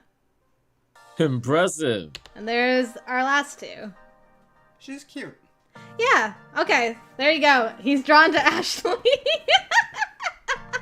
I mean, you know, what was the last two? Queen Bee and Percy. Yeah, I mean, Queen Bee's like got a great body, and of course I like dark-skinned girls, but she's kind of cute too. Yeah, I think she's super cute. She looks cute and fun. Yeah, very, very, very cute and fun. So there you go. Go with my gut. There you go. You heard it here first, folks. Ashley's cute and fun. Confirmed. And what did you think of Juniper? Juniper is very purple. She's very purple. Well, what more could you say, really? But I think, I'm pretty sure Grandma Francine takes the cake. Though. That's true, yeah. I mean, you know, with that coat. Look at her Pac-Man earrings. Yeah. I like purple too, King Yuli. I tells ya, purple is my favorite color. And on that note, I'll head out. Okay, very good, thank you. Thank you for showing me all the characters. I was like, wait a minute, I don't have to go through all. Is that like everybody? That's everybody. For the game? I mean, there's a few side characters that are... Those are the main Those characters. are the main, yeah. Okay. Looks like a pretty colorful cast. Very. Alright guys, take care. Okay, thank you for dropping the coffee off and hanging out with me for a little bit. Yeah, you're welcome. Have fun. Okay, thanks. Bye-bye. Bye. Bye. Yeah, that's true, Game Dan. They are Moople, not Pac-Man in this universe. Paintings adorn the walls, beautiful scenes of the ocean, sea life, and of the boardwalk itself, each having its own unique style. There are copper statues of whale flukes and colorful glass-blown orbs mixed in among the paintings. Several people are talking in hushed tones around the gallery, and I notice Francine has already wandered over to an impressive selection of driftwood creations. Thanks, ladies first. Appreciate it. Over here, dearies. I think I found the one. Already? You've only been in here for 5 minutes. Honey, when you're as old as I am, you don't have that much time to sit around and deliberate about art. You go with what feels right. Follow your heart and all that jazz. Yes, Zachary, I'm ignoring your jabs. Also, I'm boiling because I'm drinking coffee now, so I gotta take my jacket off. Phew. Okay, that's better. Not so dying anymore. I love Ashley. She's cute. She's fun. I will date her and smooch her and love her. Just not right now.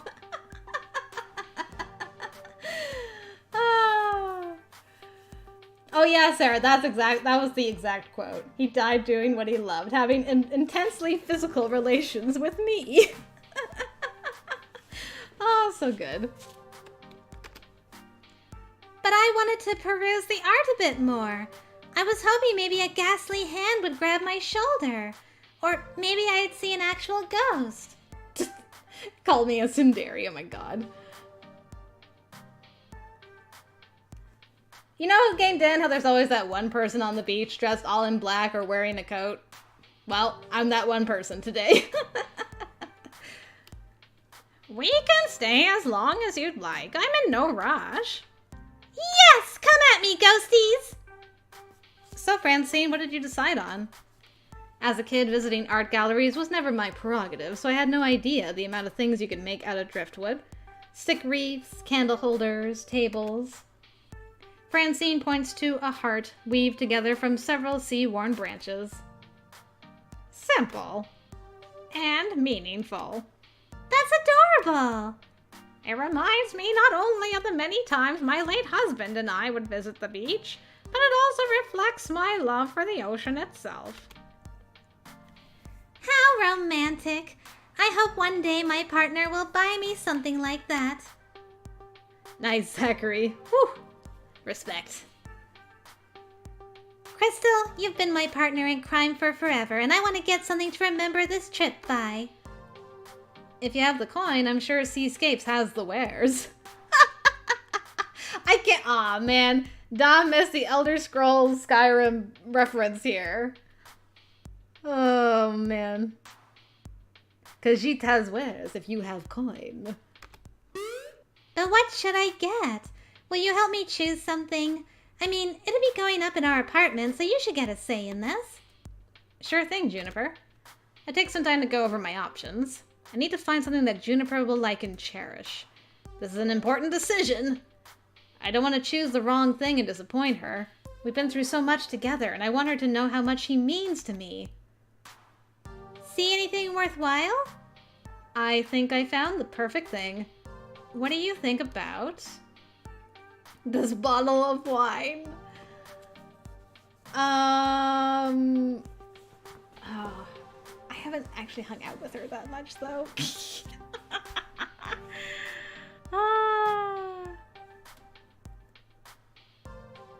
It's true, Sarah. Some people are stubborn. Yeah, I know. Wine is always good, but it's like a basic choice. And it's not gonna, like, stay.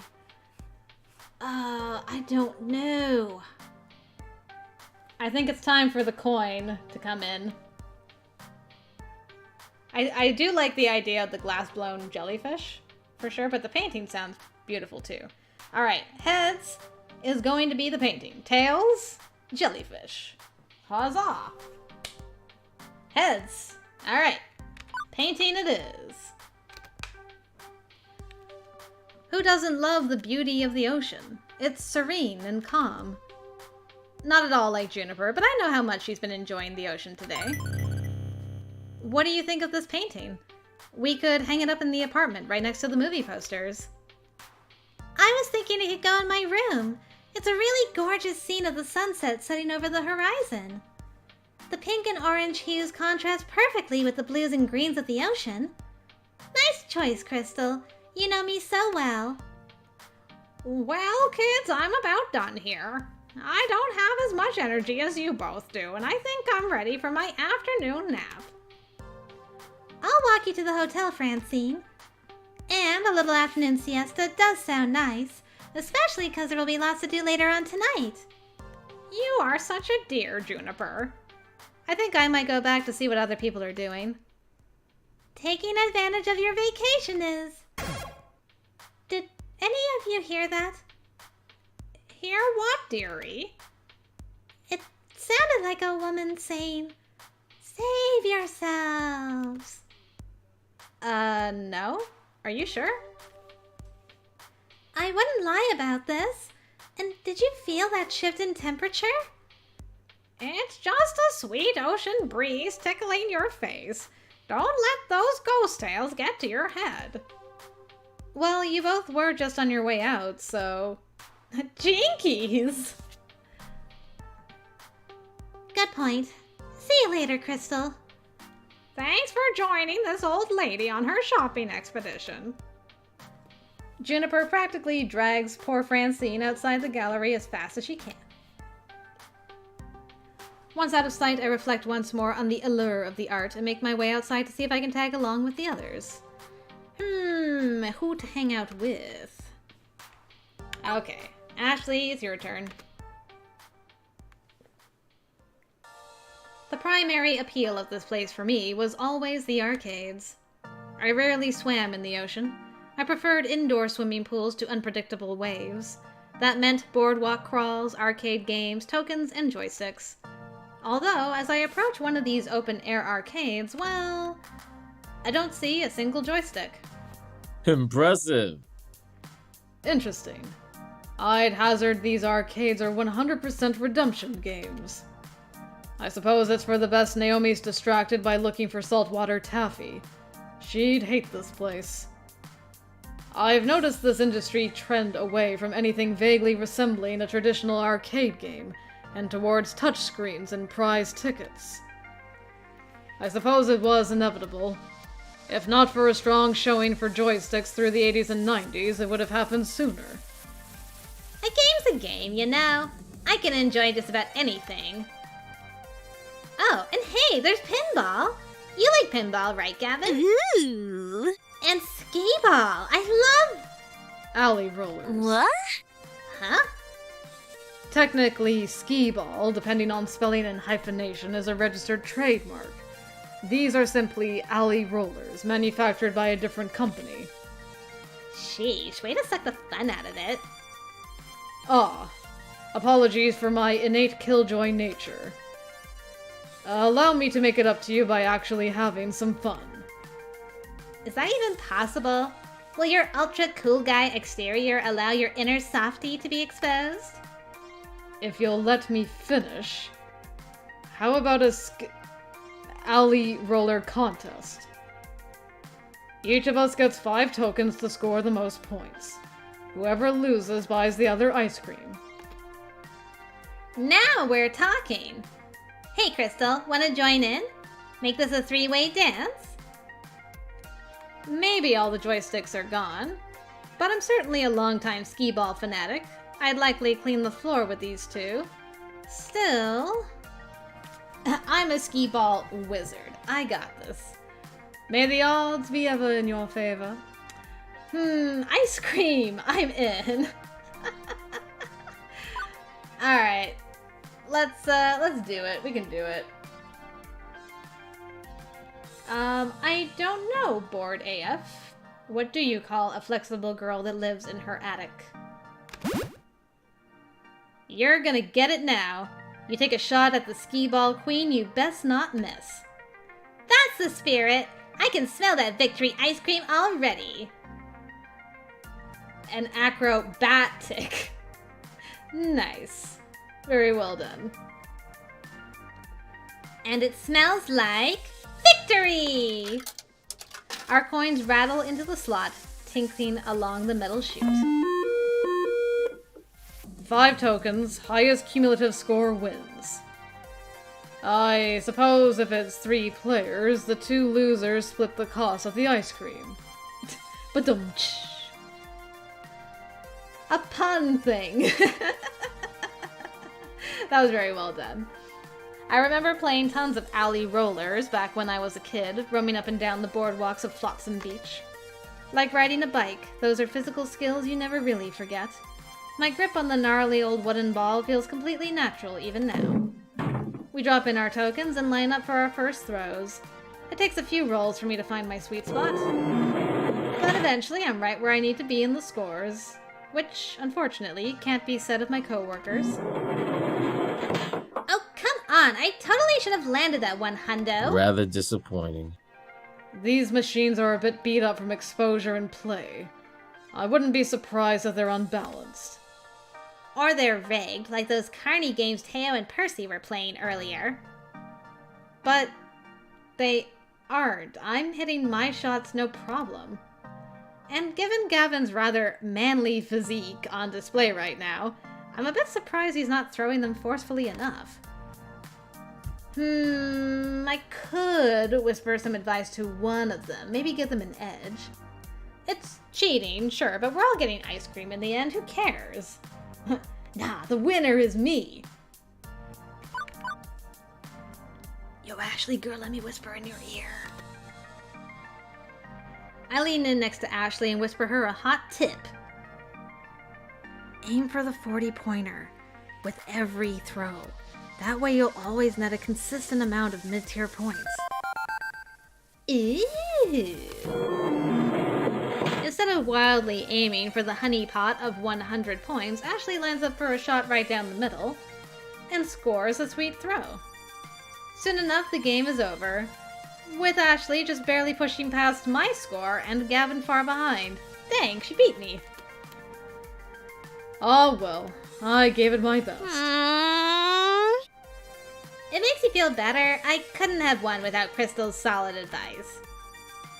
No, you still were the one making the throws.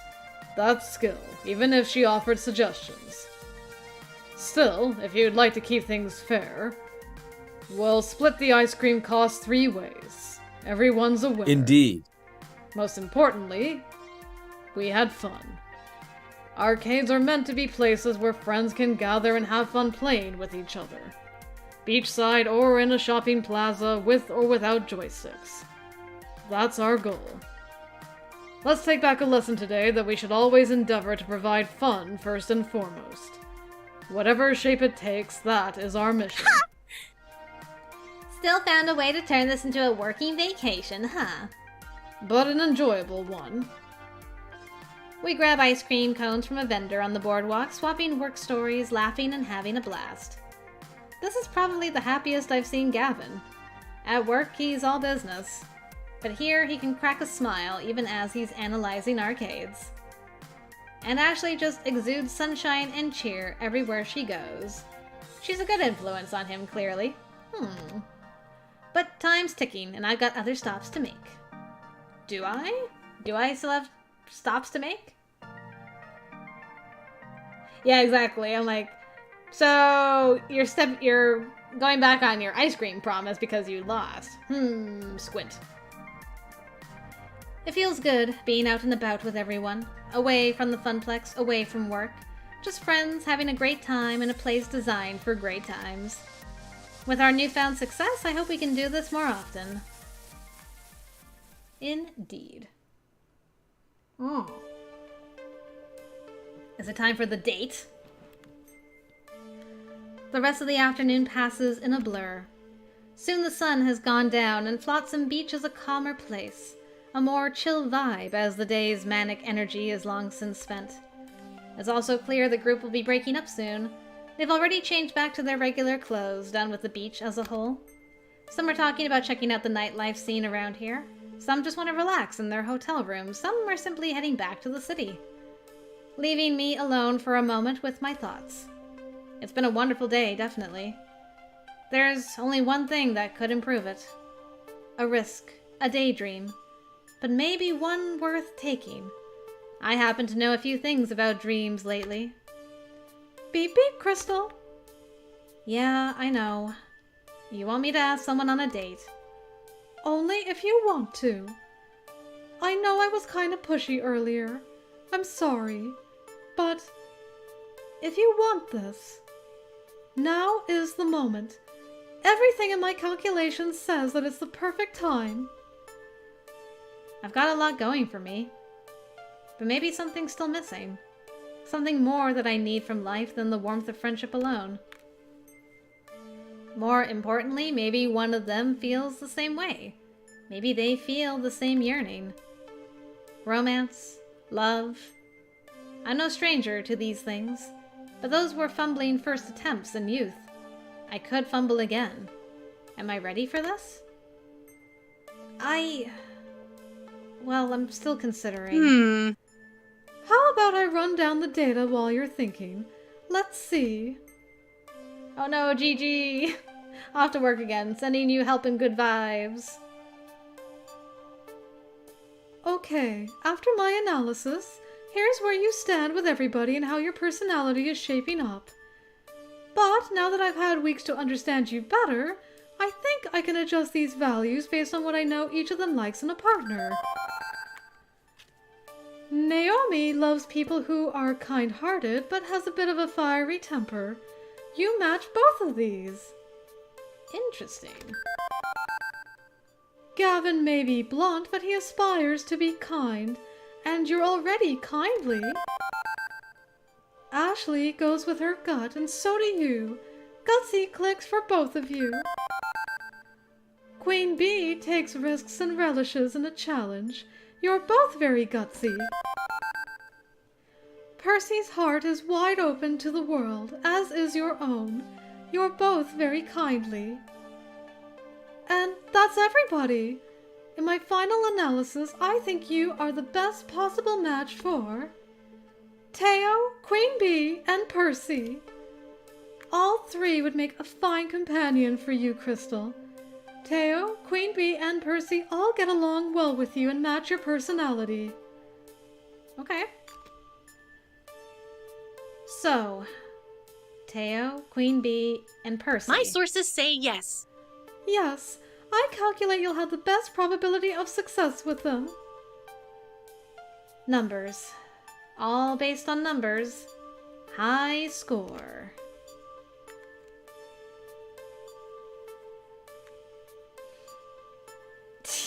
Yeah, are you guys in anxious suspense over who I'm going to pick? I mean, who will it be? Yeah, okay, let's just run with this. I've come this far. It's weird, but you know what? My life is weird. It's surfing a deep wave of weird all the way to the shores of weirdness. So okay, hook me up with someone whose numbers match my numbers. I'm ready to go. Great, but I want to make sure you understand what's really going on here. I'm software, right? I have to see the world through numbers. I see your relationships as numbers. I see your vocal tones as numbers.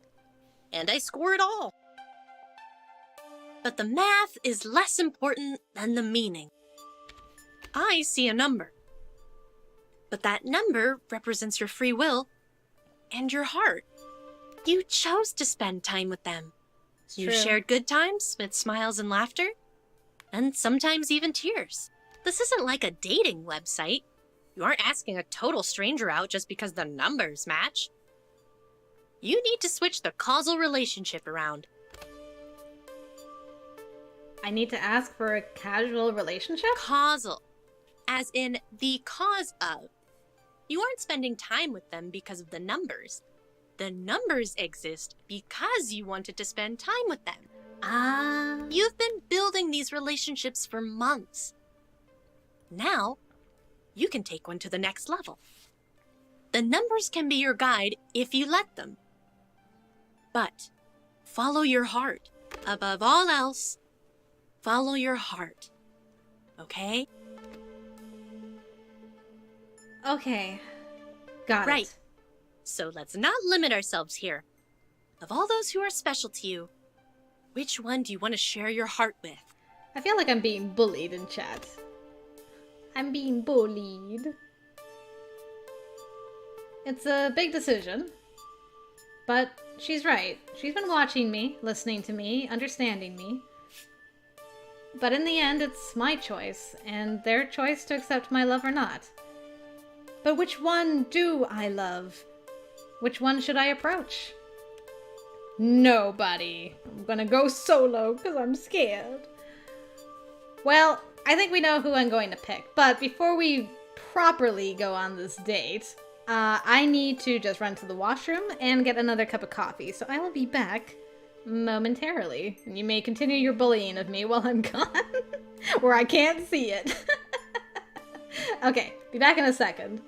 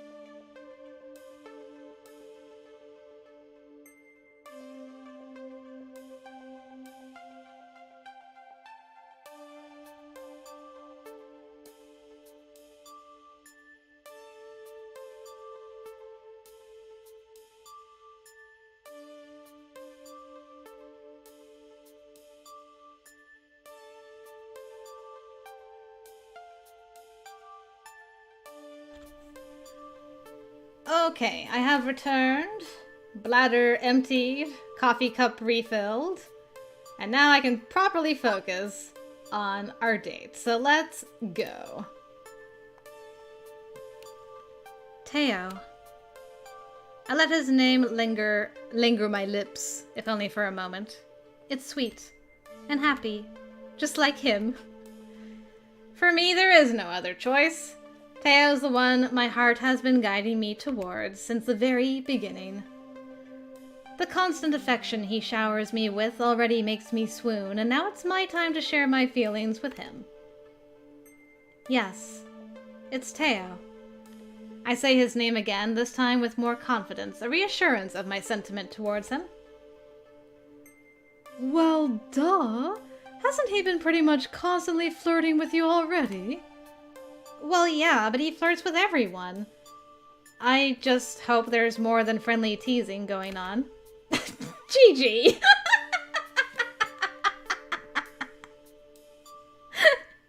I will neither confirm nor deny that.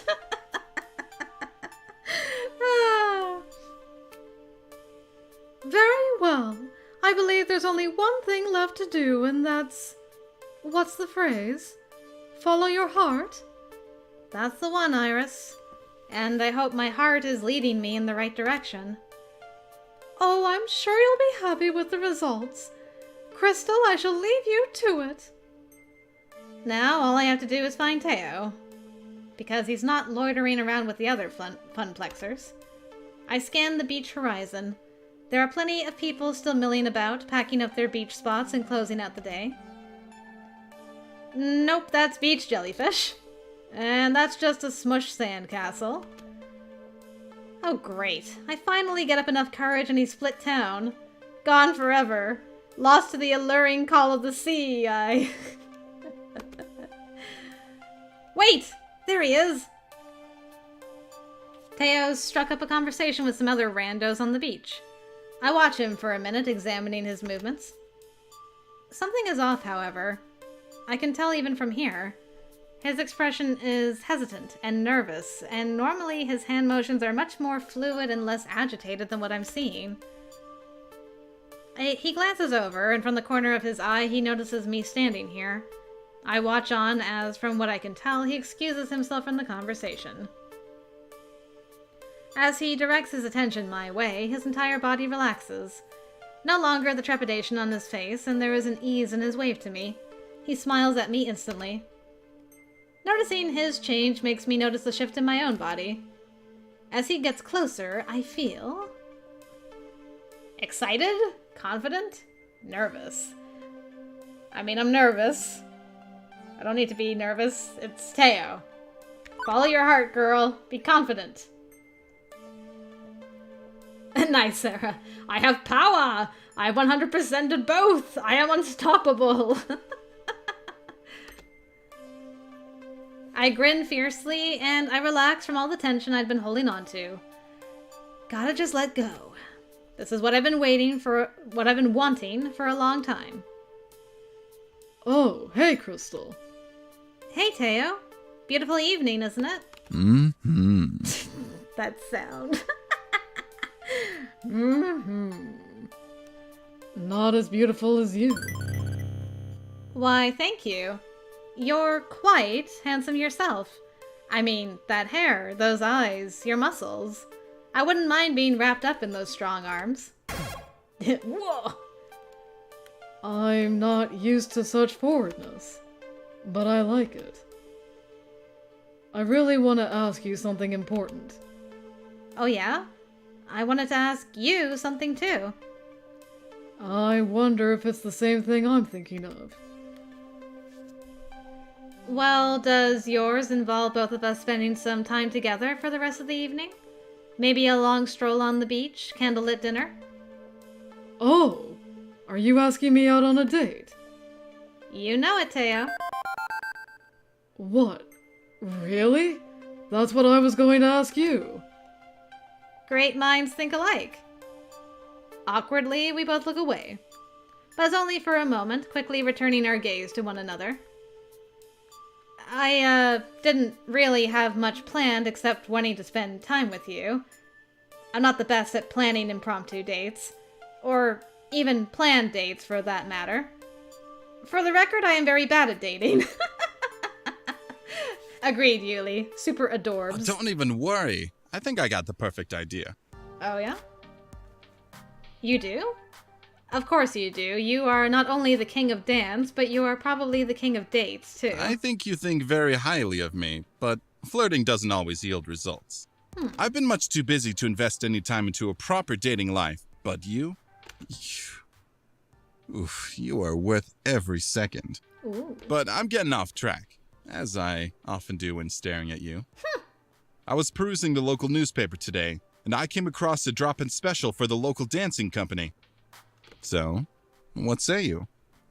Will you let me sweep you off your feet? How could I refuse? But you know how bad of a dancer I am. You've watched me play Showtime stage. I don't so much as score points as flail my arms and legs around. It's neither graceful nor coordinated. I am in fact a danger to myself and others on the dance floor. Oh, I know. You aren't supposed to agree with me on that, TEO. Relax, Krystal. I was only teasing. And that's why I choose a dance style that I have no background in whatsoever. So actually, we'll be in the same boat. I'm afraid. Are there life vests on this boat? I might drown in a sea of missteps and sprained ankles. Also, now that I think of it, how can you, Swan Lake TEO, be bad at any dancing regardless of the type? We all have our strengths and weaknesses. Yeah, Yuli. No wonder he's a dancer with moves like that. Smooth. And pray tell, what's your weakness? Ballroom dancing. What? When I picture ballroom dancing, I don't think of me and TEO. I think of ladies wearing extravagantly ruffled dresses covered in millions of sequins, men dressed in suits with their tails dangling behind them, and lots of waltzing. Surely, no jesting here, Krystal. TEO breaks our eye contact, turning to gaze at the ocean shore. For the past several months I've known you. You keep encouraging me to do more for myself. You've told me I focus too much on pleasing others, and that I don't spend enough time on me. And you're completely right, Krystal. Well, I've been listening. And there is one thing I want. What's that? I want to expand my dancing repertoire. I want to better myself and surpass the dancing talent I already have. I want to be a better TEO. Showtime stage is a phenomenal game, and I love getting up there and strutting my stuff. But being in that community has taken me back to where it all started. Back to my first passion. Dancing. It's always been dancing. Being able to express myself through the flick of a wrist or the stomp of my foot. Nothing is more poetic nor alluring. Well, save for you, of course. Aw, you flatter me. Ballroom dancing has been the one style I've drawn away from, because you need two people to do it. That makes sense. And I've just never found the right partner. Until now. TEO's longing gaze leaves the ocean to face me once again. His eyes are kind yet intense, and a smile gently parts his lips. Until now. I called it. My face flushes instantly, and I cannot break away from his gaze. TEO steps closer to me, and my heart beats faster. I lied before. About what? There are two things I want. Yes? TEO grins wider now. His face is ever so slowly leaning towards mine. The first one is still the same, becoming a better dancer. But the second one is something I've longed for a while. My heart feels like it's going to beat right out of my chest. And that is? A kiss from you. Would that be asking too much? Should I flip a coin on this one, guys? I don't think so. I would very much like to kiss you too. His smile melts my heart as we are inches away from each other. We both close our eyes and our lips meet, and you better give me a freaking CG, I swear. No CG, why? Curse you, game! Teo's lips are warm and soft, and I feel a wave of emotion wash over me. Before I know it, however, the kiss is over.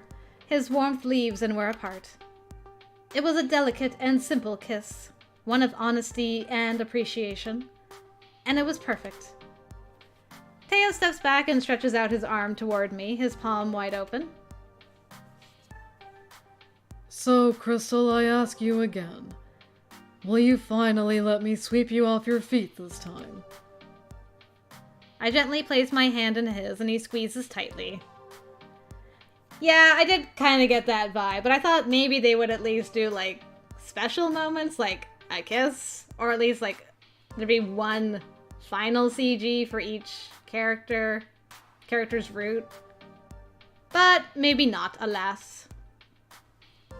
I gently place my hand in his, and he squeezes tightly. Yes, please. Sweep away. Sweep, sweep, sweep, sweep, sweep. Ooh. We arrive at all the right moves. Okay, there will be a dating CG. Thank you, Doc Wildcard. Good to know. Flotsam's Dance Hall. As much as I wanted to try out ballroom dancing in my fanciest attire, I didn't think to bring it to the beach. Hopefully my usual hoodie will be adequate for all the twirling and sliding. Entering the dance hall, I respect its quaintness, much like the rest of Flotsam. It's got a hardwood floor, plenty of space, and music playing. What more do you need? Maybe an anti-anxiety? I don't know how I'm going to survive this. It's a beginner's class. Don't look so nervous. I'll try, but there are so many other people here. Several other couples hang about, some stretching, some chatting. Everyone only gets the beach state CG and then ending CGs. Okay, good to know. You'll do fine. To be honest, most people will be too busy looking at their partners or themselves in the mirror to focus on what we are doing. Plus, they are going to make as many mistakes as we will. We are all just learning. No shame in that. Oh, 100%, Sarah. A lack of CGs in a visual novel doesn't make it bad or good. I just always like to see them, because I'm like, ah, it's so beautiful. But I'm okay with what we got. That is alright with me. Is ballroom dancing that difficult? You're making it seem difficult. Like, on a scale of 1 to 10, with 1 being picking up rocks, which is easy, and 10 being slaying a dragon, which is nigh impossible. So, what are we dealing with? 6.5. So, like picking up the phone to an unknown caller. That rough, huh? Yep, I'm doomed. Yeah, not easy. But I know with you by my side, we can accomplish anything, including a waltz. You might have too much faith in my ability to not trip over my own feet. Oh my goodness, who is this fantastic boy? We continue chatting amongst ourselves for a little while until the instructor shows up. I can only assume so, since he's the one who looks the most confident among us. You'd have to be extremely confident to try to teach me how to dance. I applaud his moxie. The instructor sets up a vinyl record turntable, dropping the needle on a spicy waltz track. Oh, I see. I mean, I hear. Immediately, speakers around the room crackle to life. Teo leans over and whispers to me. You ready? Yes? I think so. Ready to rock slide. The instructor raises his hands into the air and claps twice to get our attention and hush our chatter. Octavius! My goodness. Welcome to the intro to ballroom dancing. My name is Octavius Price, and I will be instructing you in all the right moves. Oh, I get it. Like the name of this place. Yes, exactly. You are a clever one, I can tell. But I hope you've all brought some passion to the dance floor this evening, because passion is the first step in becoming a dancer. You must feel the music with your entire body, and then use your entire body in tandem with your partner. Ballroom dancing is all about trusting your partner. The two of you will become one entity by the end of this class, completely in tune with one another. Octavius's voice was as rhythmic as the music, and his flamboyant expressions were matched with his hand motions. Every point he made was accentuated with a closed hand. Nice. And thank you, Doc Wildcard. His words made ballroom dancing very sensual, and romantic even. He does look smarmy, Sarah. Shall we begin? So many thoughts. Mara, please. First of all, I want you to face your partner. Teo and I complied, and couldn't help but smile shyly at each other. Something so innocent and simple felt so awkward and clumsy. Good, good. Now before we do anything else, I want you all to take a nice breath and relax. Too much time with the avatar of lust? I feel you there. I was entirely grateful for the reminder to breathe as I was holding my breath the entire time. Next, I want you each to put a hand up to your partner's hand, feeling their weight against yours. No pushing or pulling, but balanced with each other. I gently put my hand up to Teo's, and I could feel our nervousness in the dewiness of our palms. Yee. Excellent. This is the first step in being connected to your partner. From here, you can both try swaying back and forth. Do you feel each other in the warmth of your hands? We both start moving our hips from side to side. Years of dancing have made Teo's hip movements fluid and deft. It's entrancing. Nice moves, Krystal. Why, thank you. I blush and look down, embarrassed, but I let a grin slide on my face. Good, good. You are doing splendidly. Next, whoever is leading, cup your hand on your partner's shoulder blade, and the other will rest their hand on the leader's shoulder.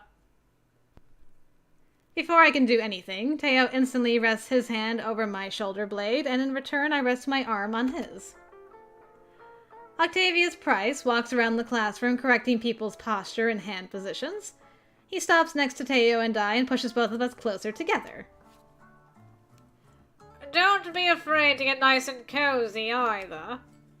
Oh, I won't. Now that you two have become one, this is the first holding position.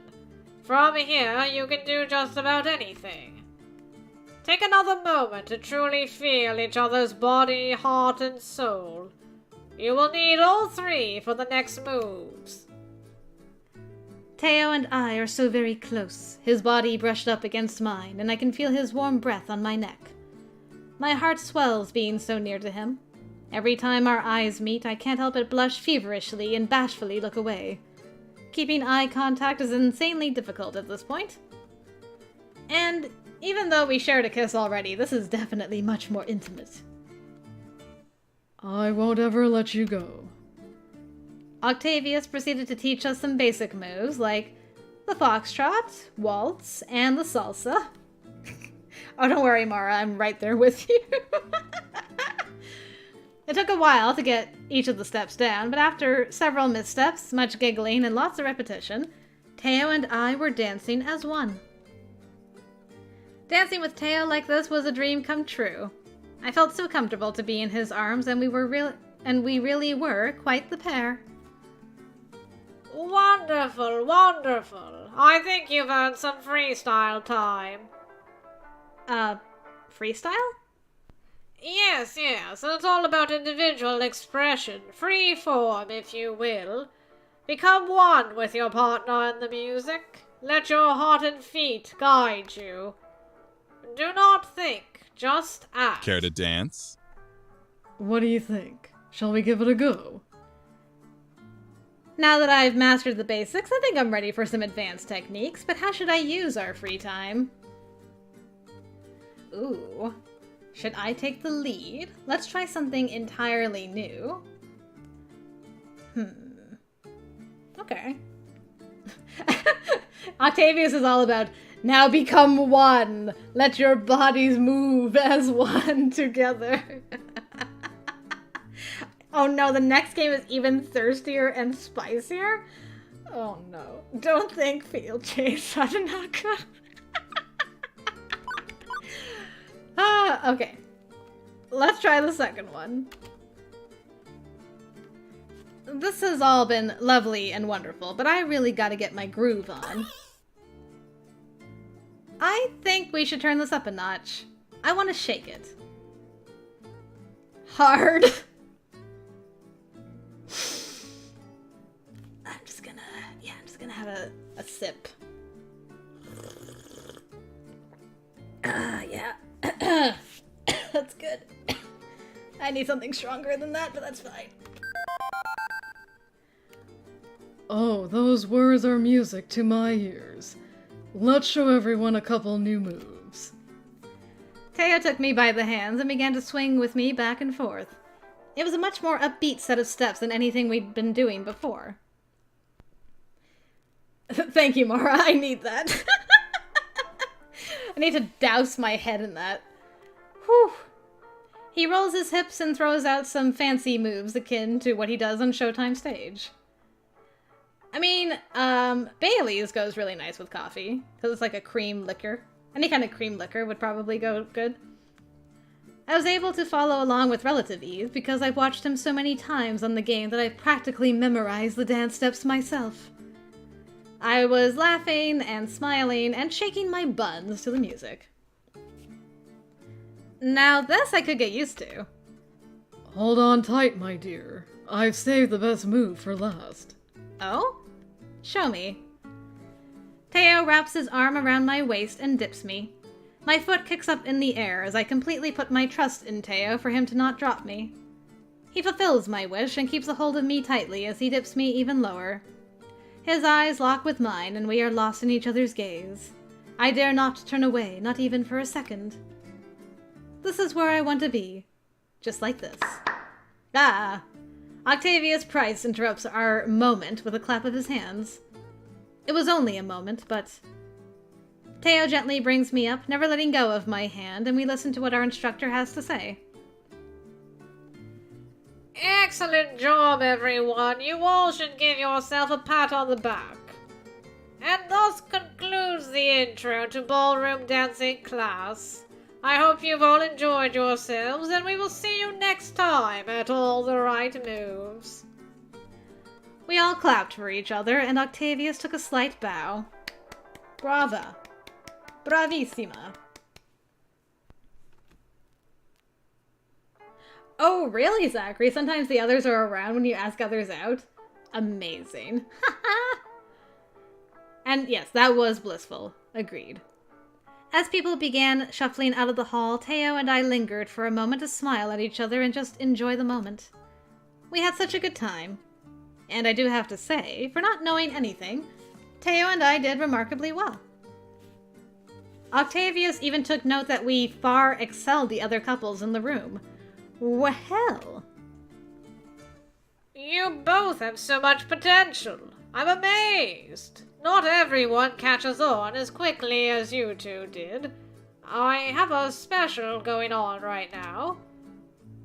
You two should come back and do some private lessons with me. How scandalous. We would, but I'm afraid we're only here on holiday for the weekend. Quite the shame, really. But if you are ever back in Flotsam, don't forget your friend Octavius Price. I don't think we could forget you if we tried. Idly, I wonder if maybe this guy is a distant cousin of Hamza.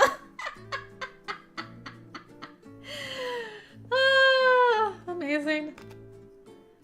The three of us all had a nice chuckle before TEO and I turned to each other once more. Hey, I got a hankering to do some night swimming. Let's go cool off by the waves. That sounds absolutely perfect. Dancing did work up quite the sweat, and the nice cool ocean breeze would feel good against the skin. Plus, I don't want this evening to end anytime soon.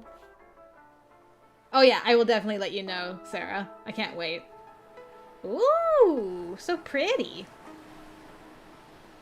After a quick ride back to the beach to freshen up, we found ourselves back on the beach. Back to the hotel. Now we're on the beach.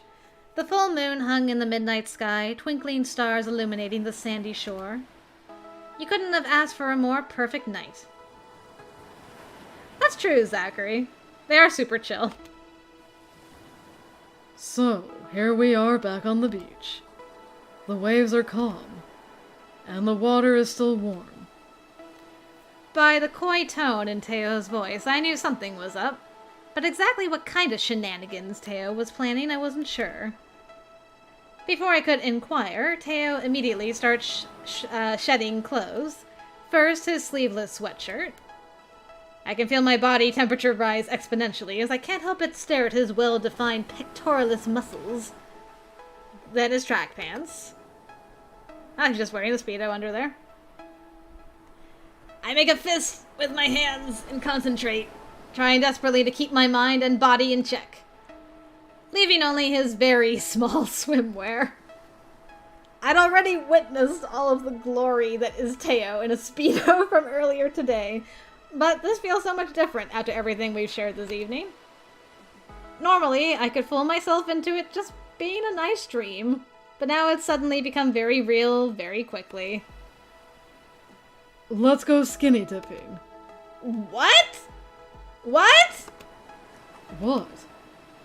Skinny dipping with Teo. Wait, what? Alright, it's happening. Everybody buckle up. We're going in. I mean, why not? You're only young and carefree once, right? It's an innocent little swim.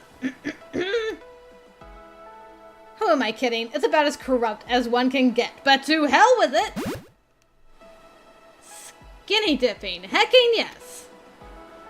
I start to remove my clothes, but before I get anywhere, Teo stops me. Oh no. He got me. He got me right in the thirst. Oh, amazing. Krystal, I was only joking. Teo! You can't just do that to someone! But I just did. When you said night swimming, I thought you meant swimming at nighttime, like the current time of day it is. Teo busts up laughing. Night swimming is the definition of skinny dipping. It is not! Is it? It is. Astonished, I fell for such a silly trick. I can't help but laugh with Teo. I chide him in jest. You are bad. Mm-hmm. Don't make that noise after that. Sheesh. Aw, Zachary, I feel you. I don't think my embarrassment would let me do it either.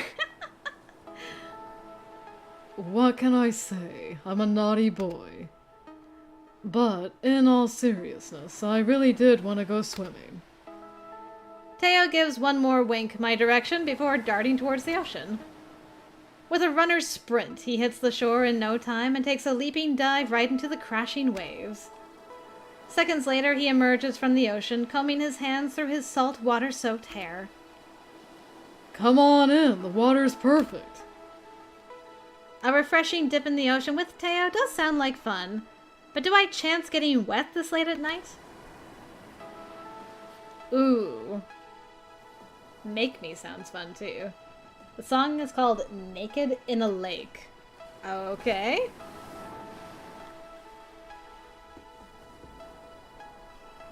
Wow. Sarah, that's pretty intense.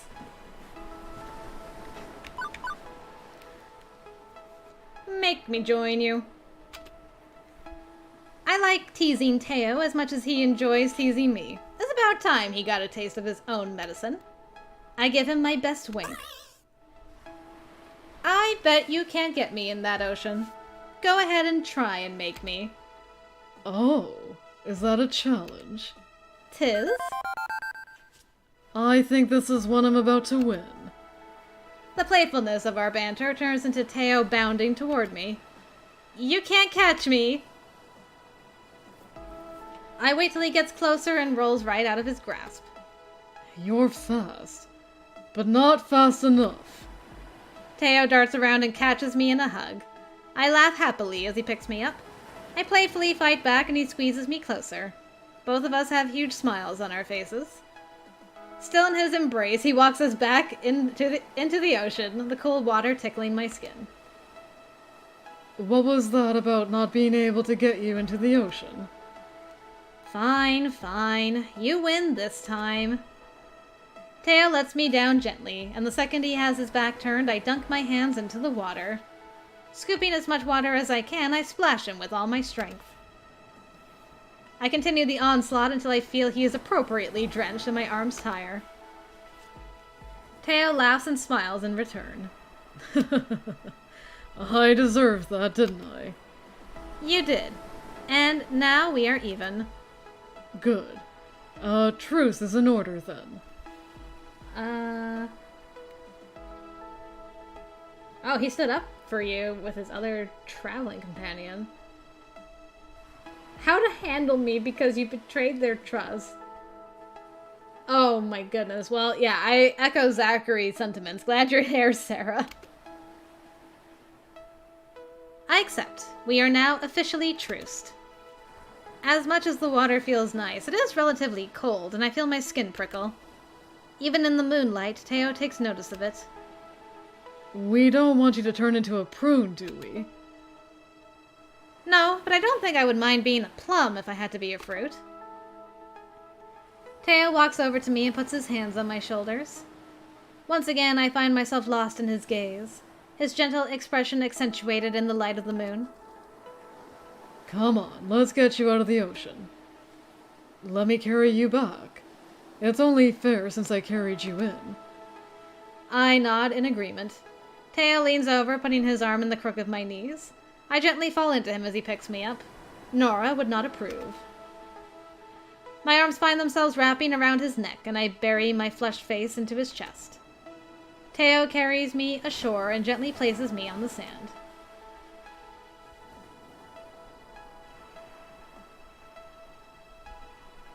Glad life's better and boringer for you now, Sarah. My toes touch the gritty sand, and once I'm stable beneath my feet, I look back up at TEO. He brings up his hand and places it on my cheek. I nuzzle my face into his soft hand and gingerly kiss his palm. You are stunning. Smiling, he waits for my gaze to return to his before he leans over and kisses me passionately. I can still taste the ocean's salt on his lips. Nice. What a great date. All good things must come to pass. Plus it's very cold, and I feel a burning need to be very dry again. Soon we're toweled off, changed back to our normal, if now somewhat damp, clothes, and are enjoying the evening air rather than the evening water.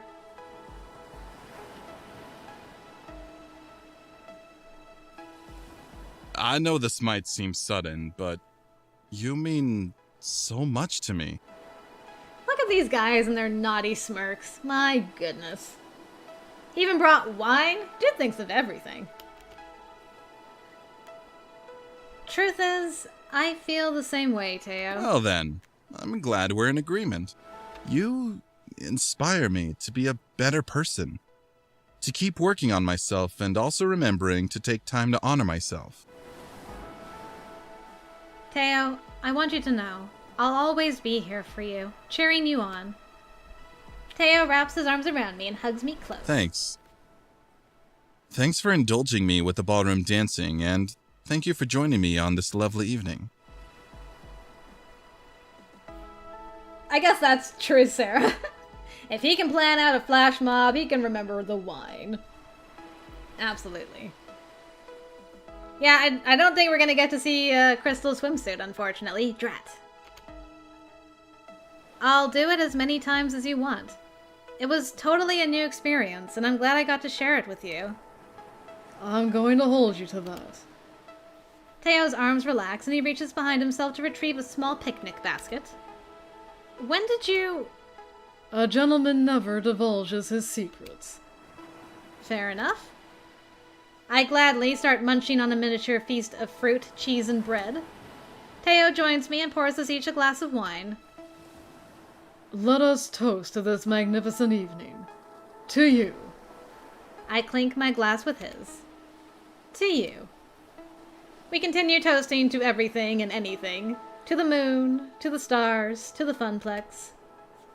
Eventually, my stomach is satisfied and I'm feeling a little tipsy from all the toasts. I scoot myself up next to TEO and he lays his arm around my shoulders. I lay my head on TEO's shoulder and he hugs me close. I can feel his warmth and I smile wide. At this rate, I know I won't get much sleep, but I couldn't care less. I feel such peace being in his arms. Oh yeah, his toenails are painted. My goodness. Ah, good point, Zachary. Don't have to do a bunch of redrawing. That does make sense. I cuddle up closer to him and he squeezes me tight. You're wonderful. You too. There is nothing else to say. For the rest of our time on the beach, we enjoy the silence of the night, save for crash of the waves on the shore. Oh, so cute. And that's how TEO and I found each other.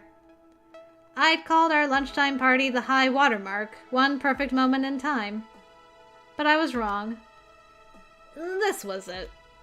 And in the difficult weeks ahead, I'd cling to that high watermark in hopes the wave would roll my way again.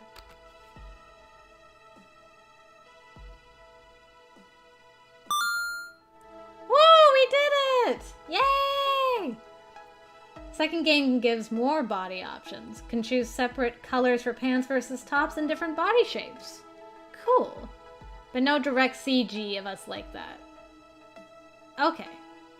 The MC is on screen with everyone. Okay. That's interesting. Yeah, Krystal's not getting any sleep tonight. So far, you've scored 17,050 points. You're winning friends and influencing people.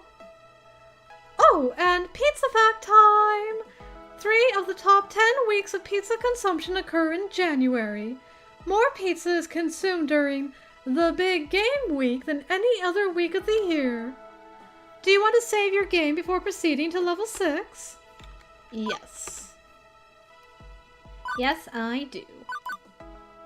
Thank you, Iris. The numbers didn't lie. I want pizza too. Even though I just had pizza on Saturday, I want pizza again. Pudgy masculine, pudgy feminine, slimmer feminine in hoodie or t-shirt, androgynousy masculine body in t-shirt and hoodie, and buff bodies in a shirt with a jacket over them. Okay. Both in masculine and feminine. Hit the lever, Kronk! Different hairstyles and different noses. My goodness, okay. Lots of new options available. Well, guys, I think that's the perfect place to stop our playthrough for today. Thank you very much for joining me for the stream. That was just a wonderful date. I loved everything about that. It was so fun. I am quite content. Even though I could have used alcohol for some of that, I'm quite content. Oh, yeah, I just don't know what to say. I'm like, that was great. Well, with that, I guess the dumpster fire. Oh, come on, Zachary. Don't say that. Yes, sweet and spicy. Couldn't have said it better myself. Oh, you're very welcome, ladies first. Thank you guys for joining me. This was so much fun. And I want to say thank you again to Plain Old Daniel for the very generous donation once again. That was super awesome of you, and I really appreciate it. And with that, guys, we are done another stream of Arcade Spirits, so the rest of this week is Steam Present, basically, finishing up Ines Heinrich Heine's Route. And then Saturday, my brother will be back for more Lego Batman, and then, you know the drill. Sunday, hopefully a new Gander will be out, as well as the letter. So, there you go. Lots of fun to be had all around. Hope you guys all have a good night, or day, or wherever you are. But yeah, I'm gonna go and actually make a very late dinner because I'm starving after reading about all those bento lunches. Funnily enough. So yeah, alright. Night-night, everybody. Take care. Bye-bye!